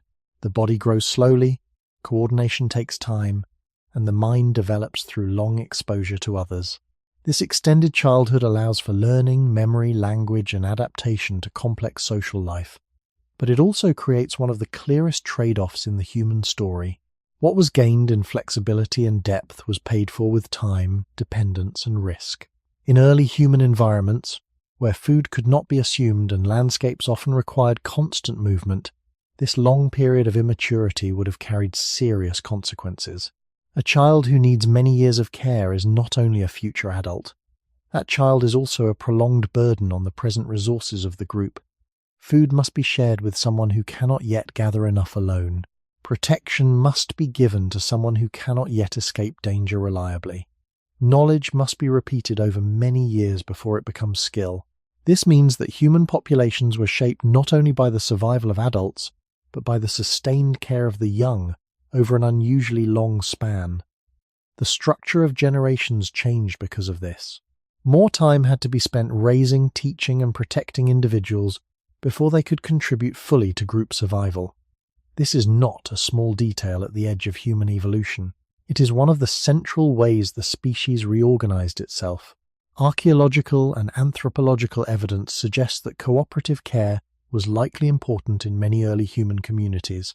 While the details remain uncertain and should not be overstated, the broad pattern is widely accepted. Human children could not have survived without sustained support from others. This means that childhood itself became a social condition, not merely a biological stage. The young human body was no longer shaped to move rapidly toward independence, but to remain open, unfinished, and responsive for longer. That openness created a powerful capacity for learning, yet it also made early life more fragile. From the perspective of population structure, a longer childhood slows the pace at which a generation becomes self-sustaining. It delays maturity, extends vulnerability, and ties the future of the group to its ability to preserve stable care over time. In harsh or changing conditions, this could become a serious weakness. A species with highly dependent young must carry more of its future in a delicate form. If adults are lost, if food becomes scarce, or if movement becomes too difficult, the cost of this long developmental period becomes more visible. The gain of a more adaptable mind, therefore, came with a demographic burden that shaped the entire human lifespan. What humans gained was not simply intelligence. They gained a form of life that takes longer to become complete. That longer path allowed for extraordinary cultural depth, but it also meant that the species surrendered an older kind of immediate readiness. The human child is not merely young. The human child is the living sign that evolution traded early independence for prolonged plasticity, and in doing so, made the beginning of human life slower, softer, and far more exposed than before. The length of human childhood does more than delay independence. It changes how knowledge exists within the species. Because the young do not arrive with fully formed abilities, much of what allows humans to survive must be learned slowly, through repeated exposure, guidance, and observation. This creates a form of dependence that is not limited to physical care. It extends into the structure of understanding itself. A human child does not simply need food and protection. That child needs time within a stable environment where skills can be passed on and refined. This is where the trade-off becomes more subtle. The gain is not only a larger brain, but a brain that is shaped by experience. The cost is that without that experience, the potential of the brain cannot fully develop. In early human environments, this would have required continuity. Knowledge about food sources, movement across land, use of tools, and awareness of danger could not be rediscovered by each individual from the beginning. It had to be transmitted. Archaeological evidence, such as consistent patterns in toolmaking and repeated use of specific techniques across generations, supports the idea that learning was cumulative. Skills did not remain within one lifetime. They were preserved and extended. This allowed human groups to build forms of knowledge that became more detailed over time. Yet this process also means that each new generation depends on the one before it. Without that connection, the chain weakens. A child raised without access to shared knowledge would not simply be less informed. That child would be missing the very processes that allow the human body to function effectively within its environment. This reveals a deeper layer of dependence. The human organism is not only shaped by biology, it is shaped by learning that must be provided. In many other species, basic survival behaviors are present early. Movement, feeding, and response to danger often emerge quickly with limited instruction.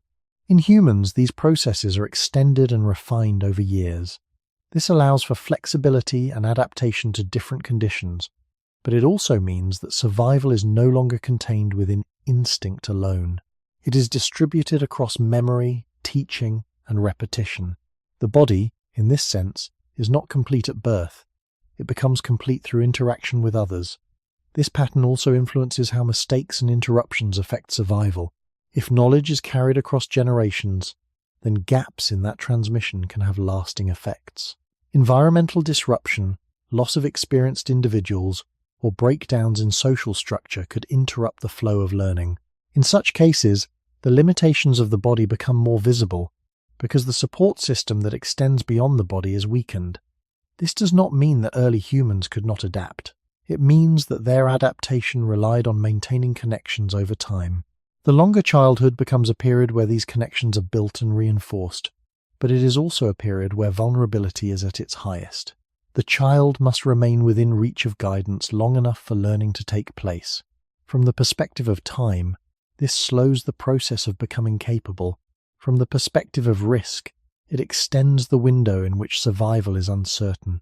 This is the cost that accompanies the gain of a mind that can learn beyond instinct.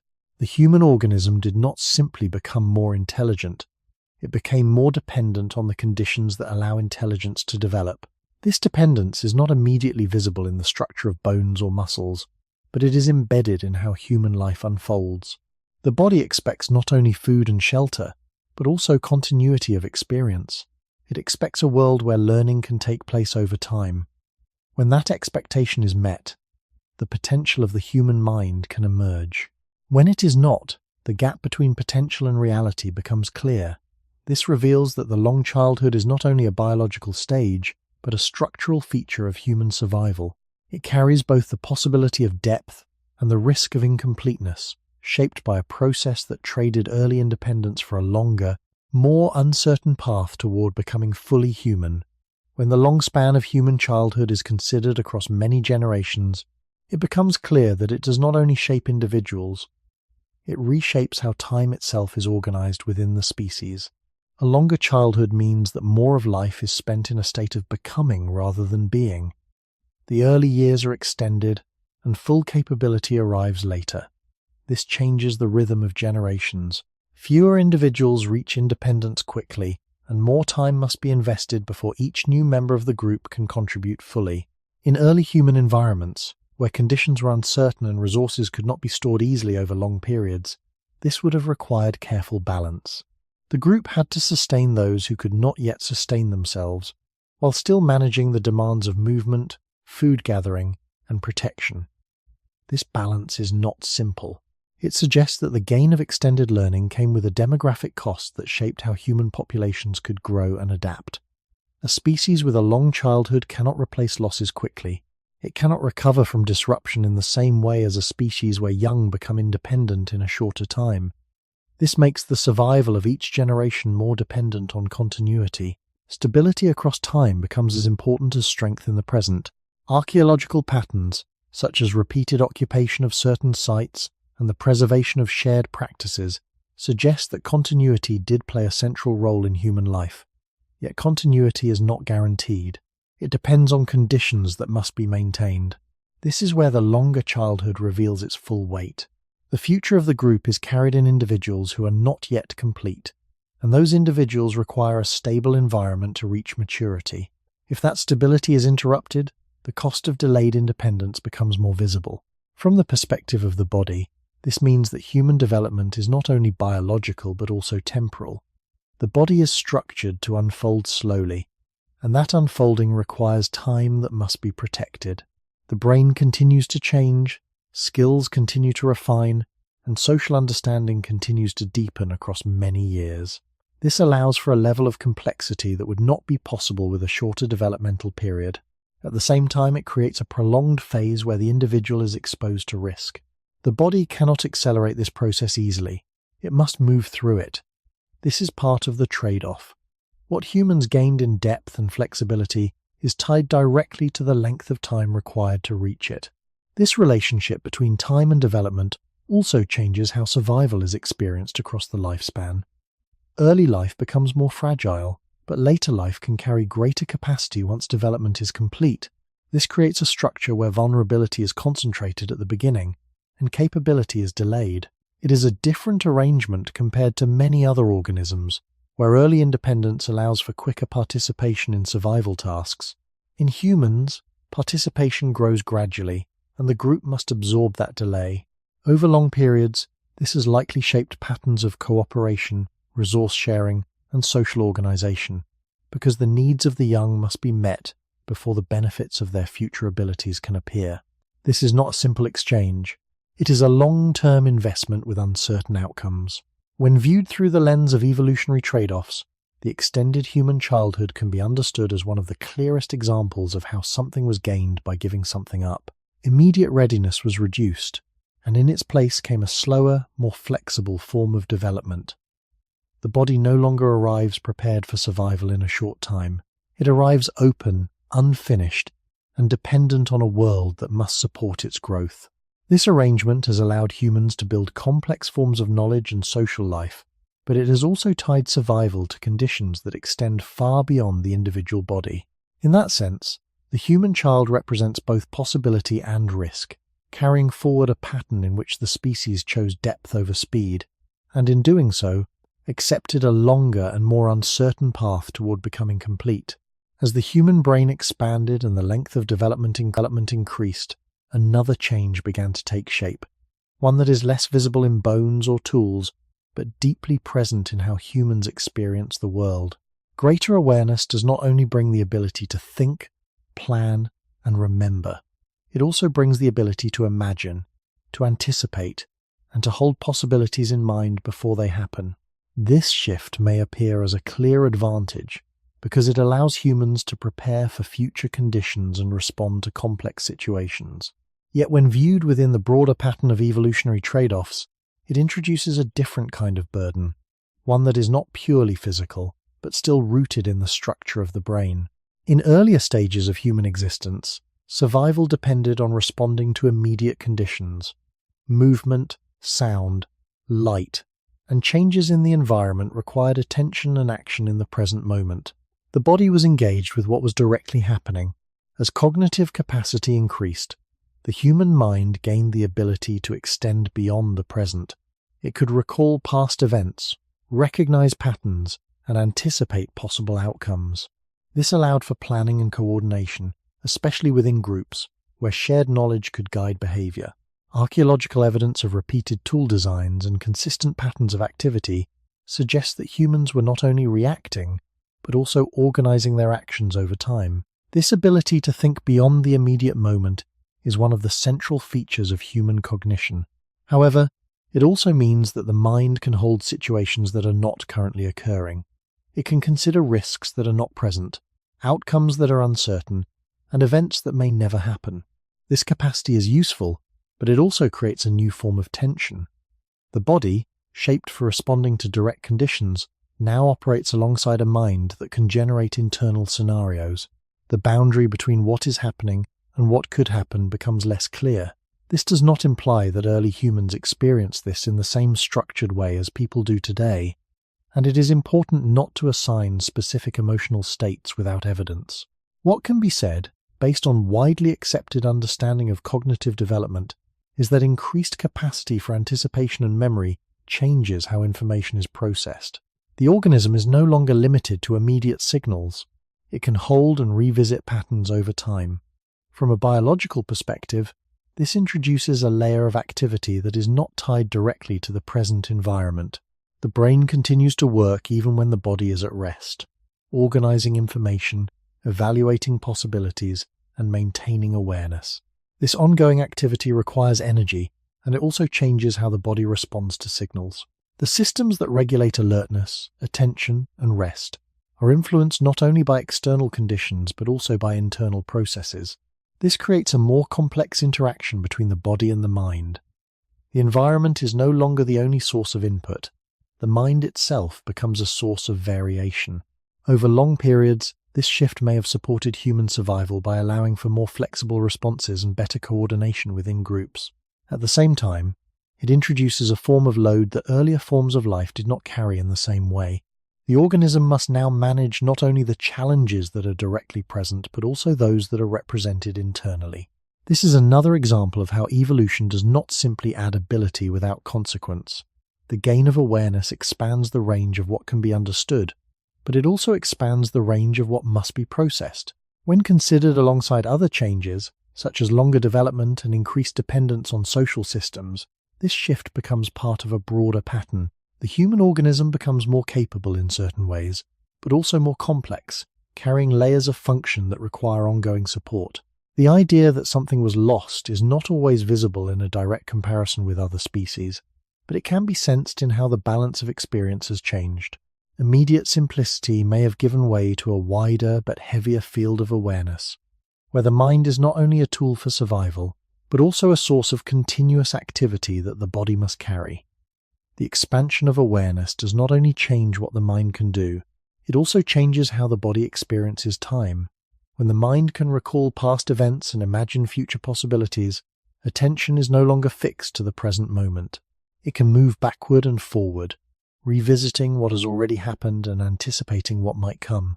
This ability allows for planning, learning, and coordination, but it also creates a condition where the body is influenced by events that are not physically present. In earlier stages of human life, attention would have been closely tied to immediate surroundings. Signals from the environment required direct response, and the body adjusted accordingly. With increased cognitive capacity, internal representations begin to play a larger role. The mind can hold patterns, compare outcomes, and simulate possibilities. These processes are useful for navigating complex environments, but they also extend the range of what the organism must manage. The body does not only respond to what is happening now, it can be affected by what is remembered or anticipated. This introduces a form of continuity that did not exist in the same way before. Experience is no longer limited to the present. It is carried across time within the mind. From a biological perspective, this means that systems related to alertness, attention, and rest are influenced by both external and internal signals. The body must regulate itself in response to information that may not have a direct physical source in the current environment. This can be seen in how the human organism maintains awareness even in the absence of immediate danger or opportunity. The brain remains active, organizing information, maintaining readiness, and adjusting to patterns that extend beyond the present moment. This ongoing activity requires energy and coordination across multiple systems. It is not an occasional feature, but a continuous one. Over long periods, this changes the balance between rest and activity. The body may appear still, but the mind continues to process, evaluate, and prepare. This is not inherently negative. It is part of what allows humans to adapt, to learn, and to coordinate within groups. However, it also means that the boundary between action and rest becomes less clear. The organism carries a level of internal activity that does not fully align with physical stillness. In early human environments, this capacity may have supported survival by allowing individuals to anticipate changes, remember locations, and respond to patterns that were not immediately visible. Archaeological evidence of repeated site use and consistent tool traditions suggests that humans were operating with an awareness that extended across time. Yet this extension also means that the organism is not fully contained within the present. It holds past and future within its current state. This creates a form of tension that is different from purely physical challenges. It is not tied to a single event or condition, but to the ongoing process of managing information across time. The body must support this process continuously. Energy must be allocated, attention must be regulated, and the systems that govern rest must adjust to a mind that does not easily become inactive. This does not imply that earlier humans experienced this in a way that can be directly compared to modern experience. It suggests that the structural capacity for such processes is part of the human organism. As environments became more complex and social systems more layered, this capacity may have become even more central. The gain of extended awareness allows for coordination, planning, and cultural continuity. At the same time, it introduces a form of load that is carried not in muscles or bones, but in the ongoing activity of the mind.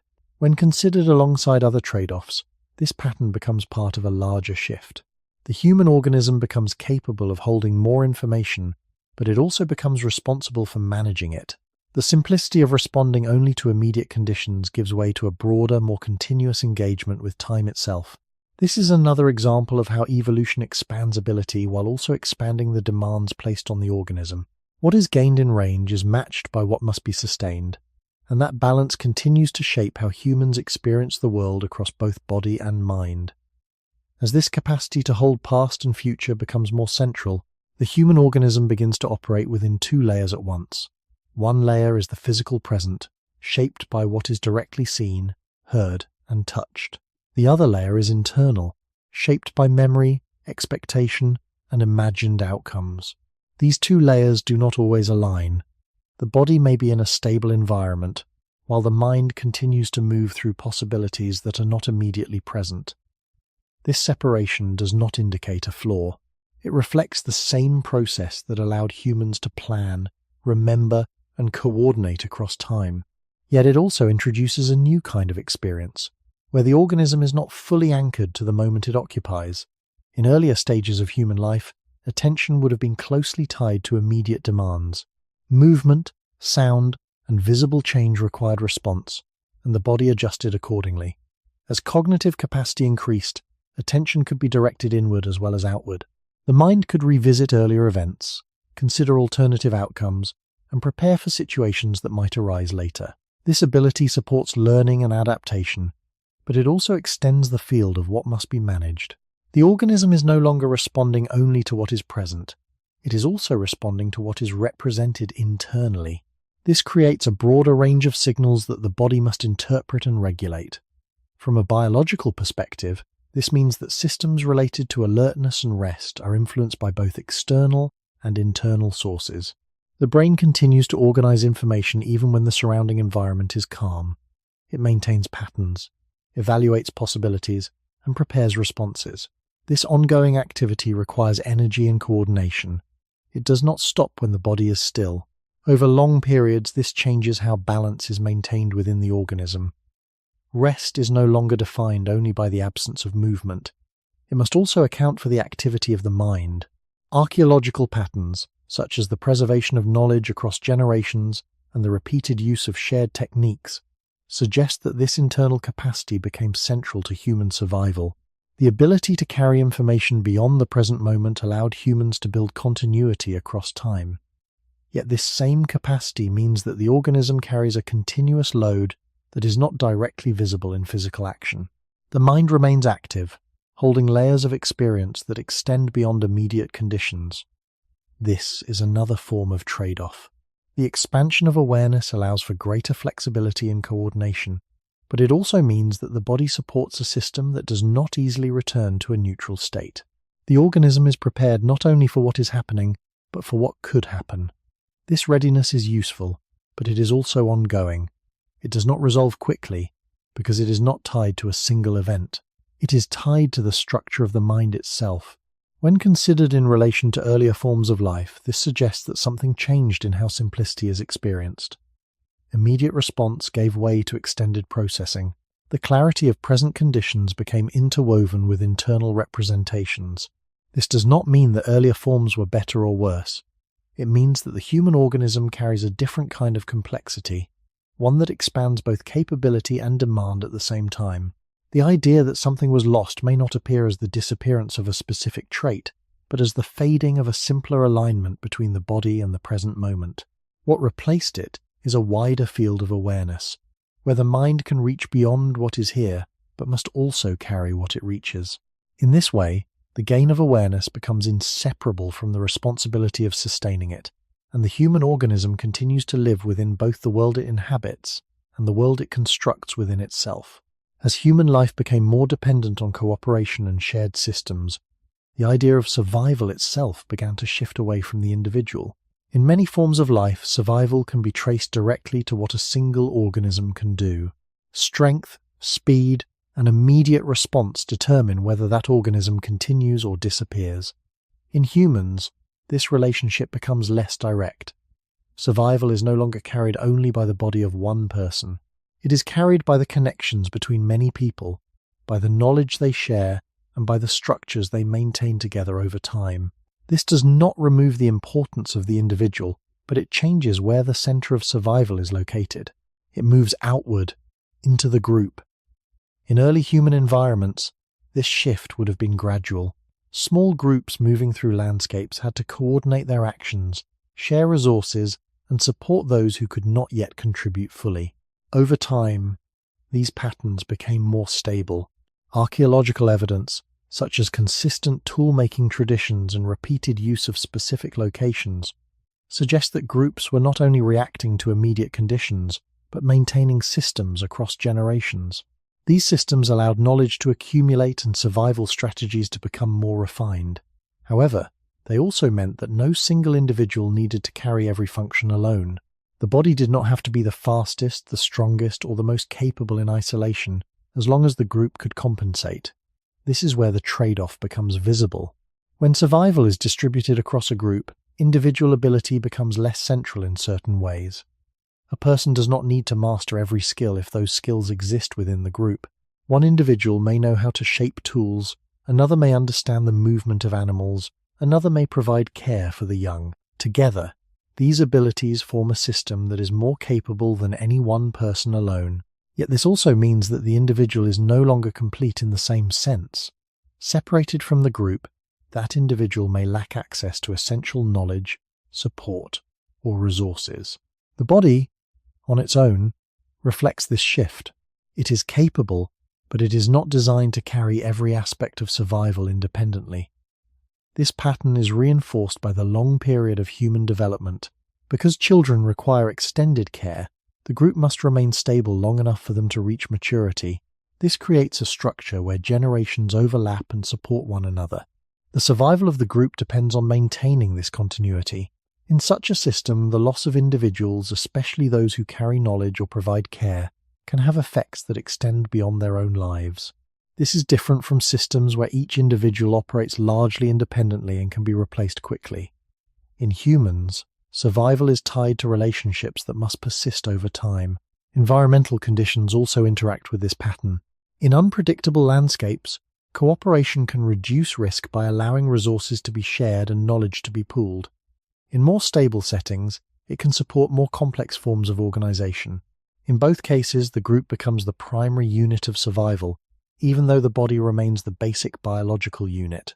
This dual structure creates a form of resilience that is powerful but also conditional. It depends on the strength and continuity of the group. If that continuity is disrupted, the limits of the individual body become more apparent. This suggests that as humans evolved, the source of survival shifted from individual capability to collective systems. The body did not become irrelevant, but it became part of a larger network that carries essential functions.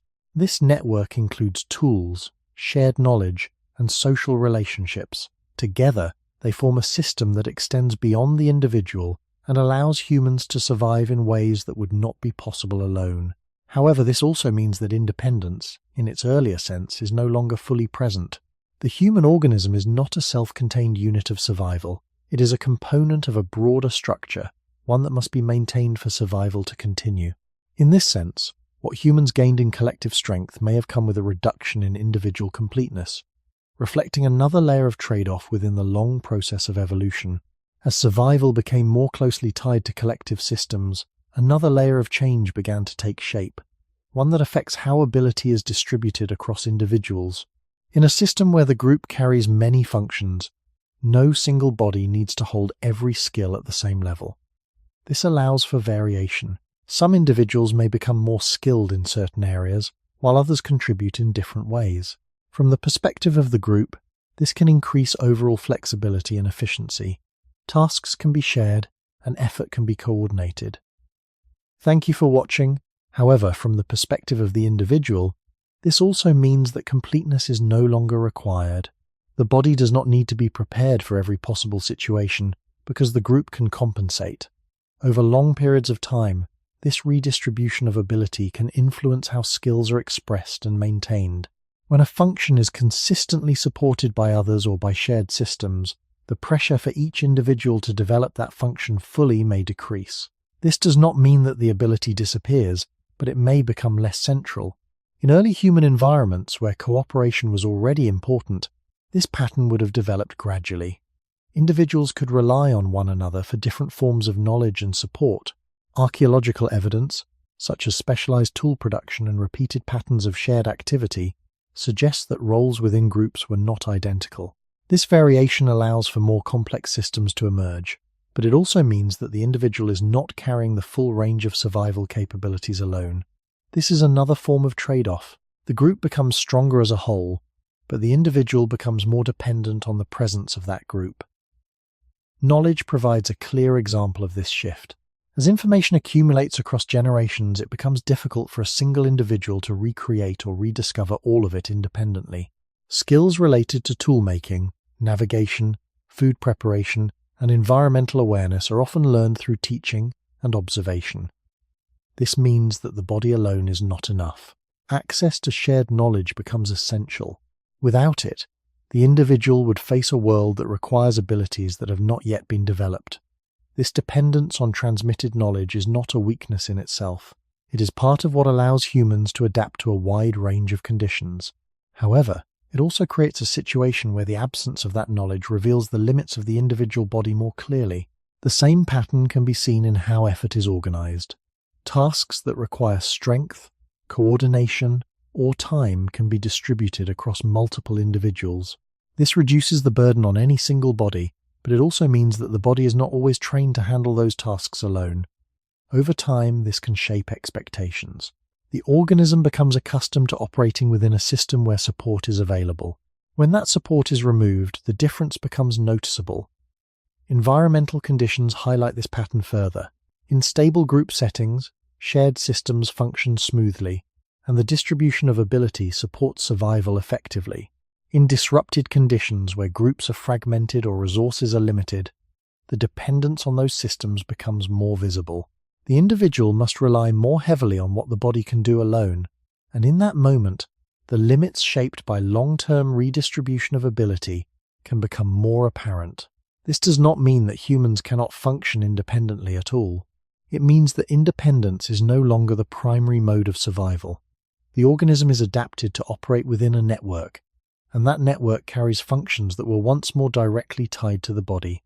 When considered across the long history of human evolution, this suggests that the gain of collective strength came with a subtle reduction in individual completeness. The body did not lose its abilities entirely, but it no longer needed to maintain all of them at the same level. Instead, it became part of a system where capability is shared, extended, and supported. This arrangement is effective, but it is also conditional. It depends on the continuity of the group and the systems it maintains.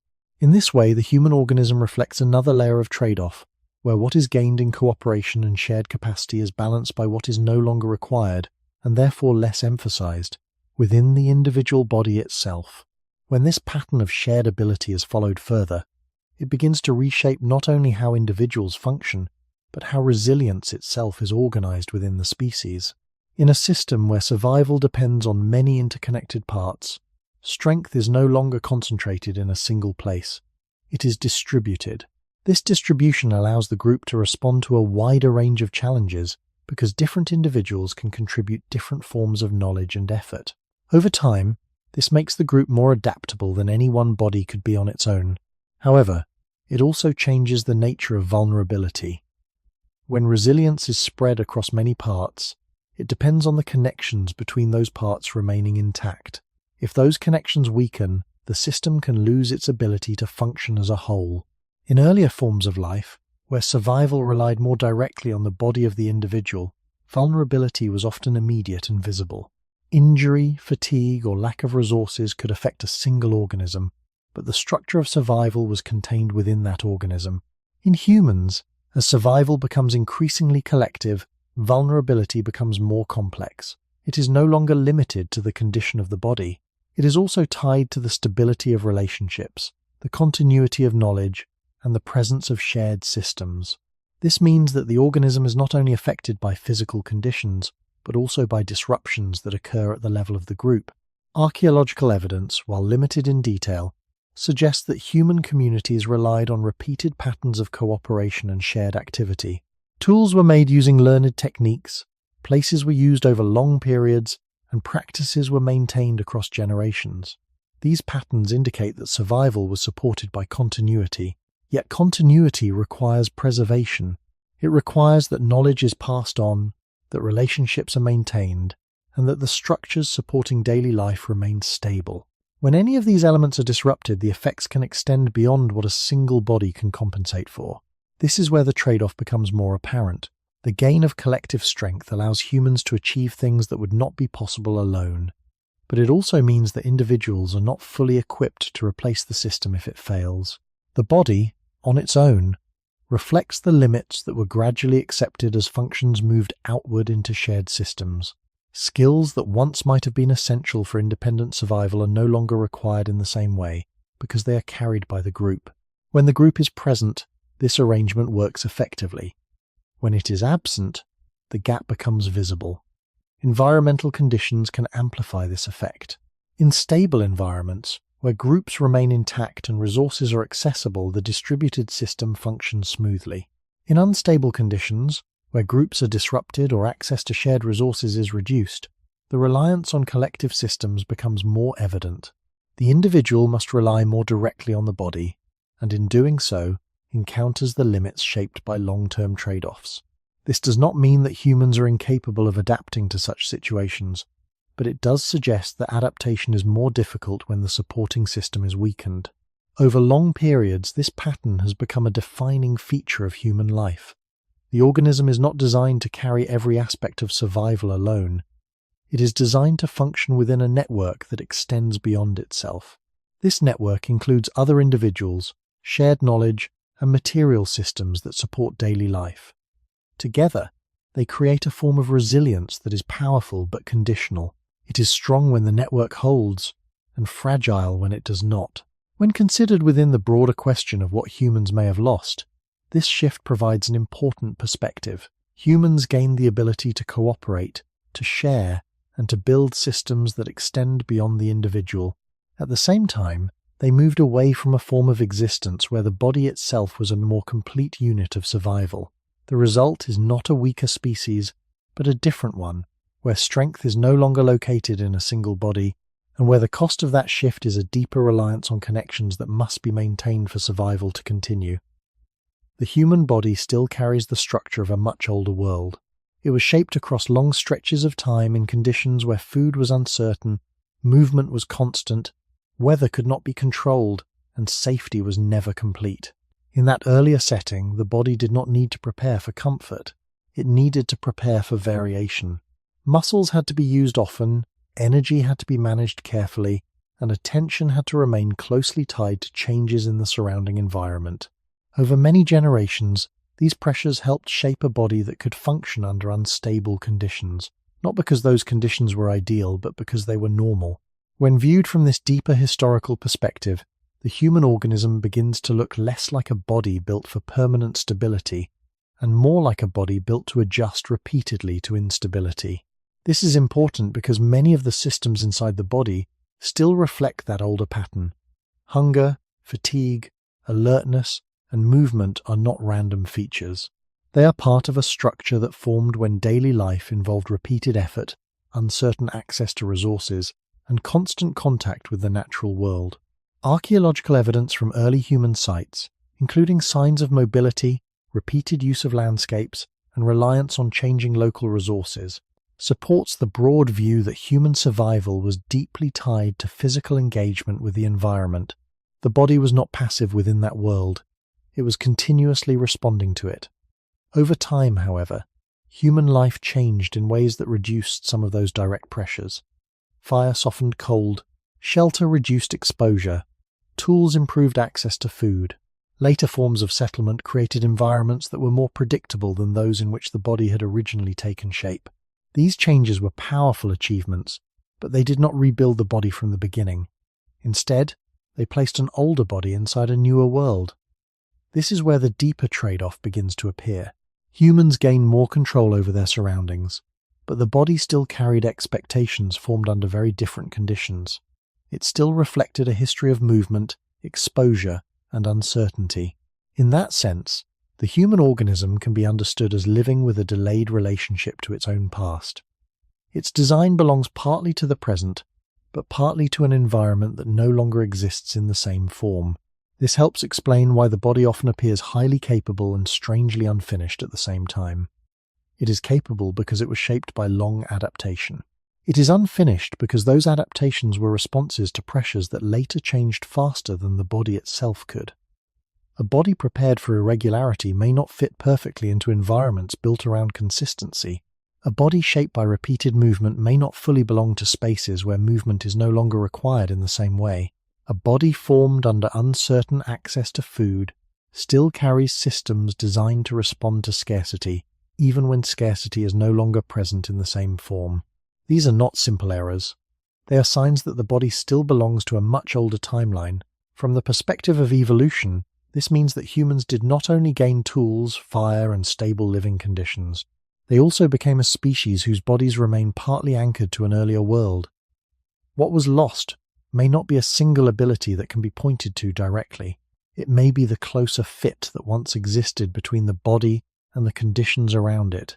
The organism that had been shaped by direct contact with unstable nature now lives increasingly inside layers of protection, and those layers carry some of the burden that the body once carried more directly. This does not make the human body weak. It makes it historically layered, carrying ancient expectations inside altered environments. In that layered condition, one of evolution's quietest losses becomes visible. The body did not simply move forward into a better world. It also drifted away from the world that made it.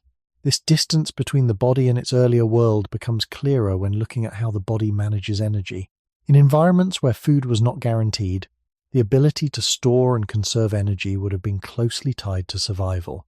The body developed systems that respond to availability, adjusting intake, storage, and use depending on what could be found. These systems are not fixed to a constant level. They are designed to respond to variation. When food is limited, the body shifts toward conservation. When food becomes available, it can store what is not immediately used. This pattern is widely recognized in biological research and reflects a long history in which access to resources could change from one period to the next. The body does not assume that conditions will remain stable. It prepares for change. As human life gradually moved toward more controlled environments, this pattern did not disappear. Instead, it remained as part of the body's internal regulation. Fire, tools, and later more stable forms of settlement allowed food to be processed, stored, and shared with greater consistency. This reduced some of the immediate uncertainty that had shaped earlier human experience. However, the body continues to operate with systems that were formed under different conditions. It still responds to signals as if variation may return, because across most of its history, variation was the norm. This creates a subtle but important difference between what the body expects and what it often encounters. The body is prepared for fluctuation, but the environment can provide greater stability. This does not mean that the body becomes ineffective. It means that its responses may not always align perfectly with the conditions it is placed in. Archaeological evidence supports the idea that these changes in human life occurred gradually. Early signs of controlled fire, repeated use of specific locations, and the development of more consistent food preparation methods indicate a shift toward environments that were shaped by human activity. These environments reduced the need for constant adjustment in certain areas, but they did not remove the body's underlying design. The organism continues to carry mechanisms that were formed when food availability could not be predicted with certainty. From a broader perspective, this suggests that the human body is not built for a single fixed state. It is built to respond to change. When placed in conditions that are more uniform, those response systems do not disappear. They continue to operate, even if the signals they were designed to interpret have altered. This is another example of how evolution does not rebuild the organism from the beginning when conditions change. It works with what already exists, adjusting gradually while carrying earlier patterns forward. The result is a body that is effective across a range of conditions, but not perfectly aligned with any one of them. This pattern can also be observed in how the body balances activity and rest. In earlier environments, movement was often required for survival. The search for food, the need to travel, and the demands of daily life created a rhythm where activity was built into the structure of existence. The body reflects this in its capacity for sustained movement and its response to periods of rest following effort. In more controlled environments, where movement can be reduced and resources are more accessible, the same systems remain. The body is still structured for activity, even if activity is no longer required to the same degree. This creates another layer of difference between what the body is prepared for and what it is asked to do. When considered together, these patterns suggest that the human organism carries a set of expectations that are not always matched by its surroundings. It expects variation, movement, and changing conditions because those were the pressures that shaped it over long periods of time. When those pressures are reduced or altered, the body does not immediately become something new. It continues to operate with systems that reflect its past. In this sense, what may have been lost is not a specific trait, but a closer alignment between the body and the world it inhabits. The organism is still capable, but it is no longer moving within the exact conditions that formed its balance. That difference, while often quiet, is part of the larger pattern in which human evolution involves not only gaining new ways of living, but also carrying forward designs that belong to a different time. When these layers are brought together, the human body can be understood as a structure that still listens for a world that is no longer fully present. Its systems were formed under conditions where uncertainty, movement, and exposure were constant, and those systems have not been replaced. They continue to operate, even as the surrounding environment has been reshaped. This does not create a simple mismatch, but a quiet tension, where the body carries patterns that do not always find their original context. In early human life, this context would have been clear. The body's signals and the environment's demands were closely aligned. Hunger reflected the availability of food. Fatigue followed physical effort. Alertness rose in response to visible changes in the surroundings. These patterns were not perfect, but they were directly connected. Over time, as human life became more supported by external systems, this connection became less immediate. Fire, shelter, stored resources, and organized spaces changed the way the body interacted with the world. These changes reduced certain forms of risk and effort, but they also altered the signals that the body receives. The organism continues to respond as if it were still within a more variable environment, even when that variability is reduced. This is not a flaw, it is a result of continuity. Evolution does not erase earlier patterns when new conditions appear. It builds on them, layering new adaptations over older ones. The human body, therefore, carries a history that is not fully synchronized with the present. Its systems are shaped by long exposure to conditions that no longer define everyday life in the same way. Archaeological evidence helps place this in perspective. The gradual appearance of more stable settlements, repeated use of constructed spaces, and increasing control over resources suggest that humans were steadily reducing direct dependence on natural variation. These changes made life more predictable in certain respects, but they did not transform the body at the same pace.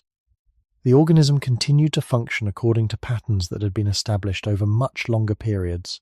This difference in pace between environmental change and biological change is central to understanding the trade-offs involved. Humans gained the ability to shape their surroundings, but the body remained rooted in an earlier balance. From a broader view, this means that the human organism exists across two timelines. One is the immediate present, defined by the conditions humans have created. The other is a deeper past, carried within the body's structure and responses.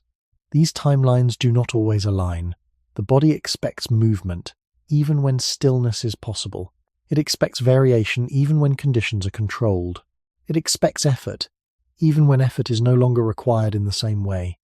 These expectations are not conscious, but they are part of how the organism functions. When they are not met, the difference may not appear as a clear loss, but as a subtle sense that the body is operating in a world that is not exactly the one it was prepared for. This is one of the quieter outcomes of human evolution. The species did not only gain the ability to build stable environments, it also became a species whose body carries the memory of instability. The closer alignment between body and world that once existed has become less direct. In its place is a layered condition, where the organism continues to respond to patterns shaped by deep history, while living within conditions shaped by more recent change. This does not mean that something has gone wrong. It means that evolution has produced a form that is both capable and historically complex, carrying forward designs that were never intended to match a single unchanging environment. In that sense, what was lost may be understood as a kind of immediate fit, a direct connection between the body and the world around it, replaced by a more mediated relationship, where much of the work of survival has moved outward into systems that the body must now depend on.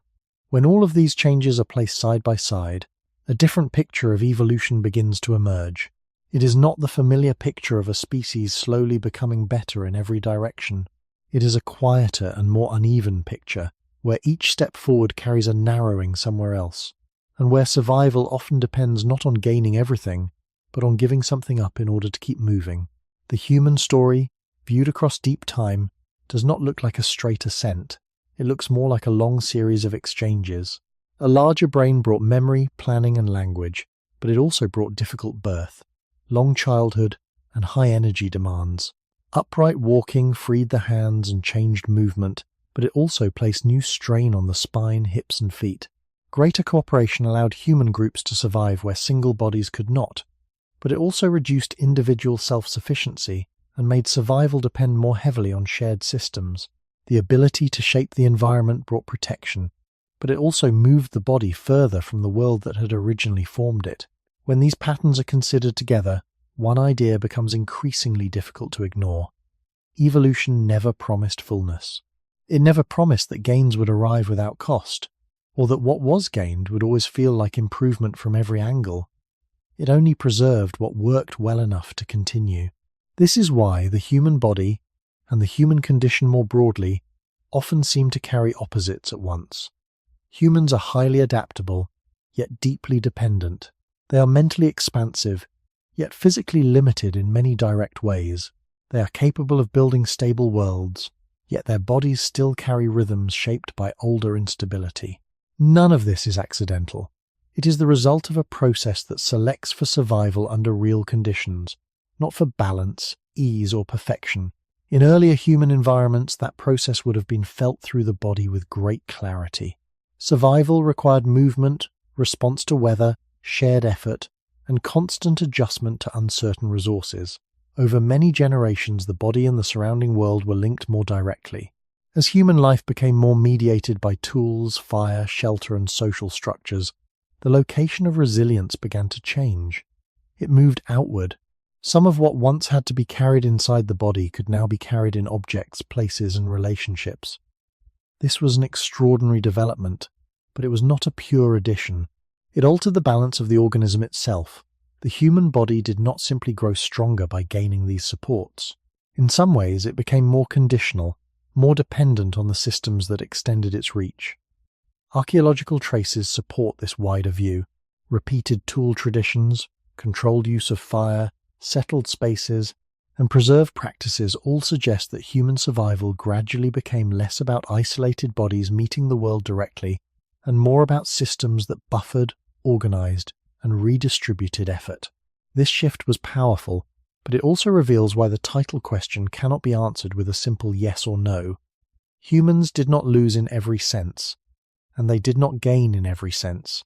They changed through trade-offs so deep that gain and loss often became inseparable. What appears as a strength in one setting may reveal itself as a limitation in another. What seems like progress from one angle may also be a withdrawal from older forms of resilience from another. This means that the deeper question is not whether evolution failed to improve humans. The deeper question is whether improvement was ever the right way to describe what evolution does. If evolution is a process without foresight, without intention, and without a final design, then perhaps the most human mistake is expecting it to have moved in only one direction.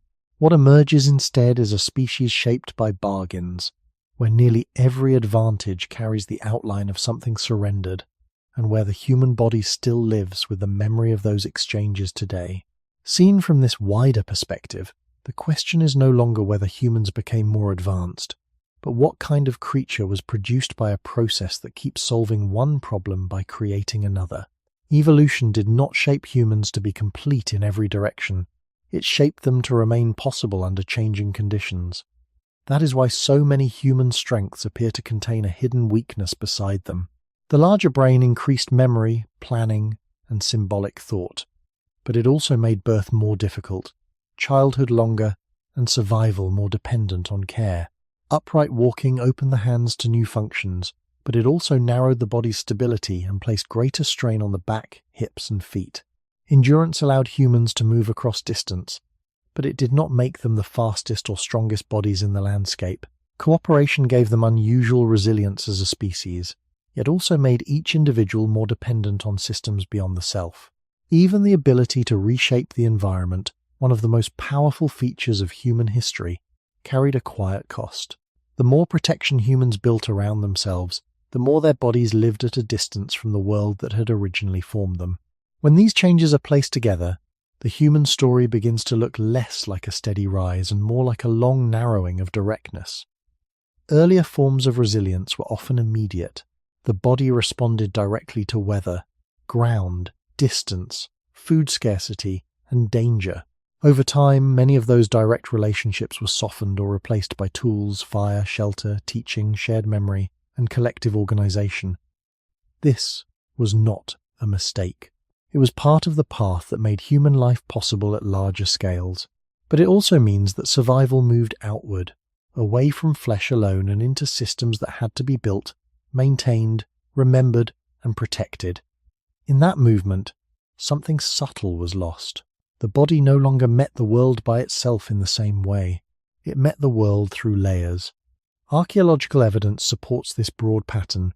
Repeated tool traditions, controlled fire, long-term use of places, and shared practices across generations show that humans did not survive by perfecting the body alone. They survived by extending themselves beyond the body. This extension was a real gain, but it also changed what the body had to remain capable of on its own. A trait that is supported externally no longer needs to be carried internally with the same force. Over long periods, that changes the balance of the organism. This is why the title may feel true even without being absolute. Humans did not literally lose more in every measurable sense, and no honest reading of evolution would claim that.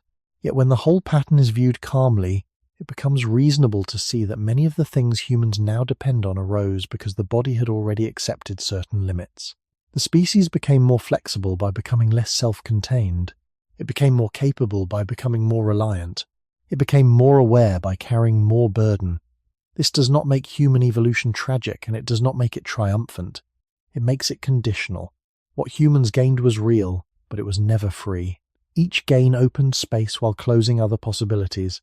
Each adaptation solved one pressure while exposing another. In that sense, the deepest truth may be that evolution did not build humans by adding without end. It built them by choosing, and every choice left something behind. The result is a species that can cross many worlds without fully belonging to any one of them. A species whose strengths are inseparable from its dependencies, and whose history is written not only in what it became, but also in what it slowly stopped being. At the end of this long movement through human evolution, the question remains, but it begins to feel different. It is no longer only a question about loss or gain. It becomes a question about how to understand a process that never aimed to give or take in any balanced way. Evolution did not build the human body to be complete, and it did not remove things with intention. It shaped a form that could continue, even if that continuation required constant exchange. What humans became is not the result of adding more and more advantages. It is the result of narrowing certain paths while opening others, again and again, across deep time. The body that exists today carries those decisions, even though they were never made consciously. It carries endurance instead of speed, cooperation instead of full independence, extended learning instead of early readiness, an awareness that reaches beyond the present instead of remaining within it. None of these changes are purely positive or purely negative. They are intertwined. They cannot be separated into what was gained and what was lost without losing their meaning. This is why the title question does not lead to a final answer. It leads to a different way of seeing. Humans did not simply lose more than they gained, and they did not simply gain more than they lost. They became a species shaped by trade-offs so deep that the distinction itself becomes unclear. What looks like strength from one angle becomes dependence from another. What appears as progress in one environment becomes limitation in another. The human organism is not fixed. It is balanced within conditions that have already changed many times and will continue to change. If there is a message that remains, it may be this: the human body is not a finished solution. It is a history that continues to live. It carries traces of earlier worlds, earlier pressures, and earlier balances that no longer exist in the same form. It survives not because it is perfect, but because it is able to adjust, even when that adjustment requires letting go of something that once mattered. In that sense, loss is not separate from survival. It is part of it.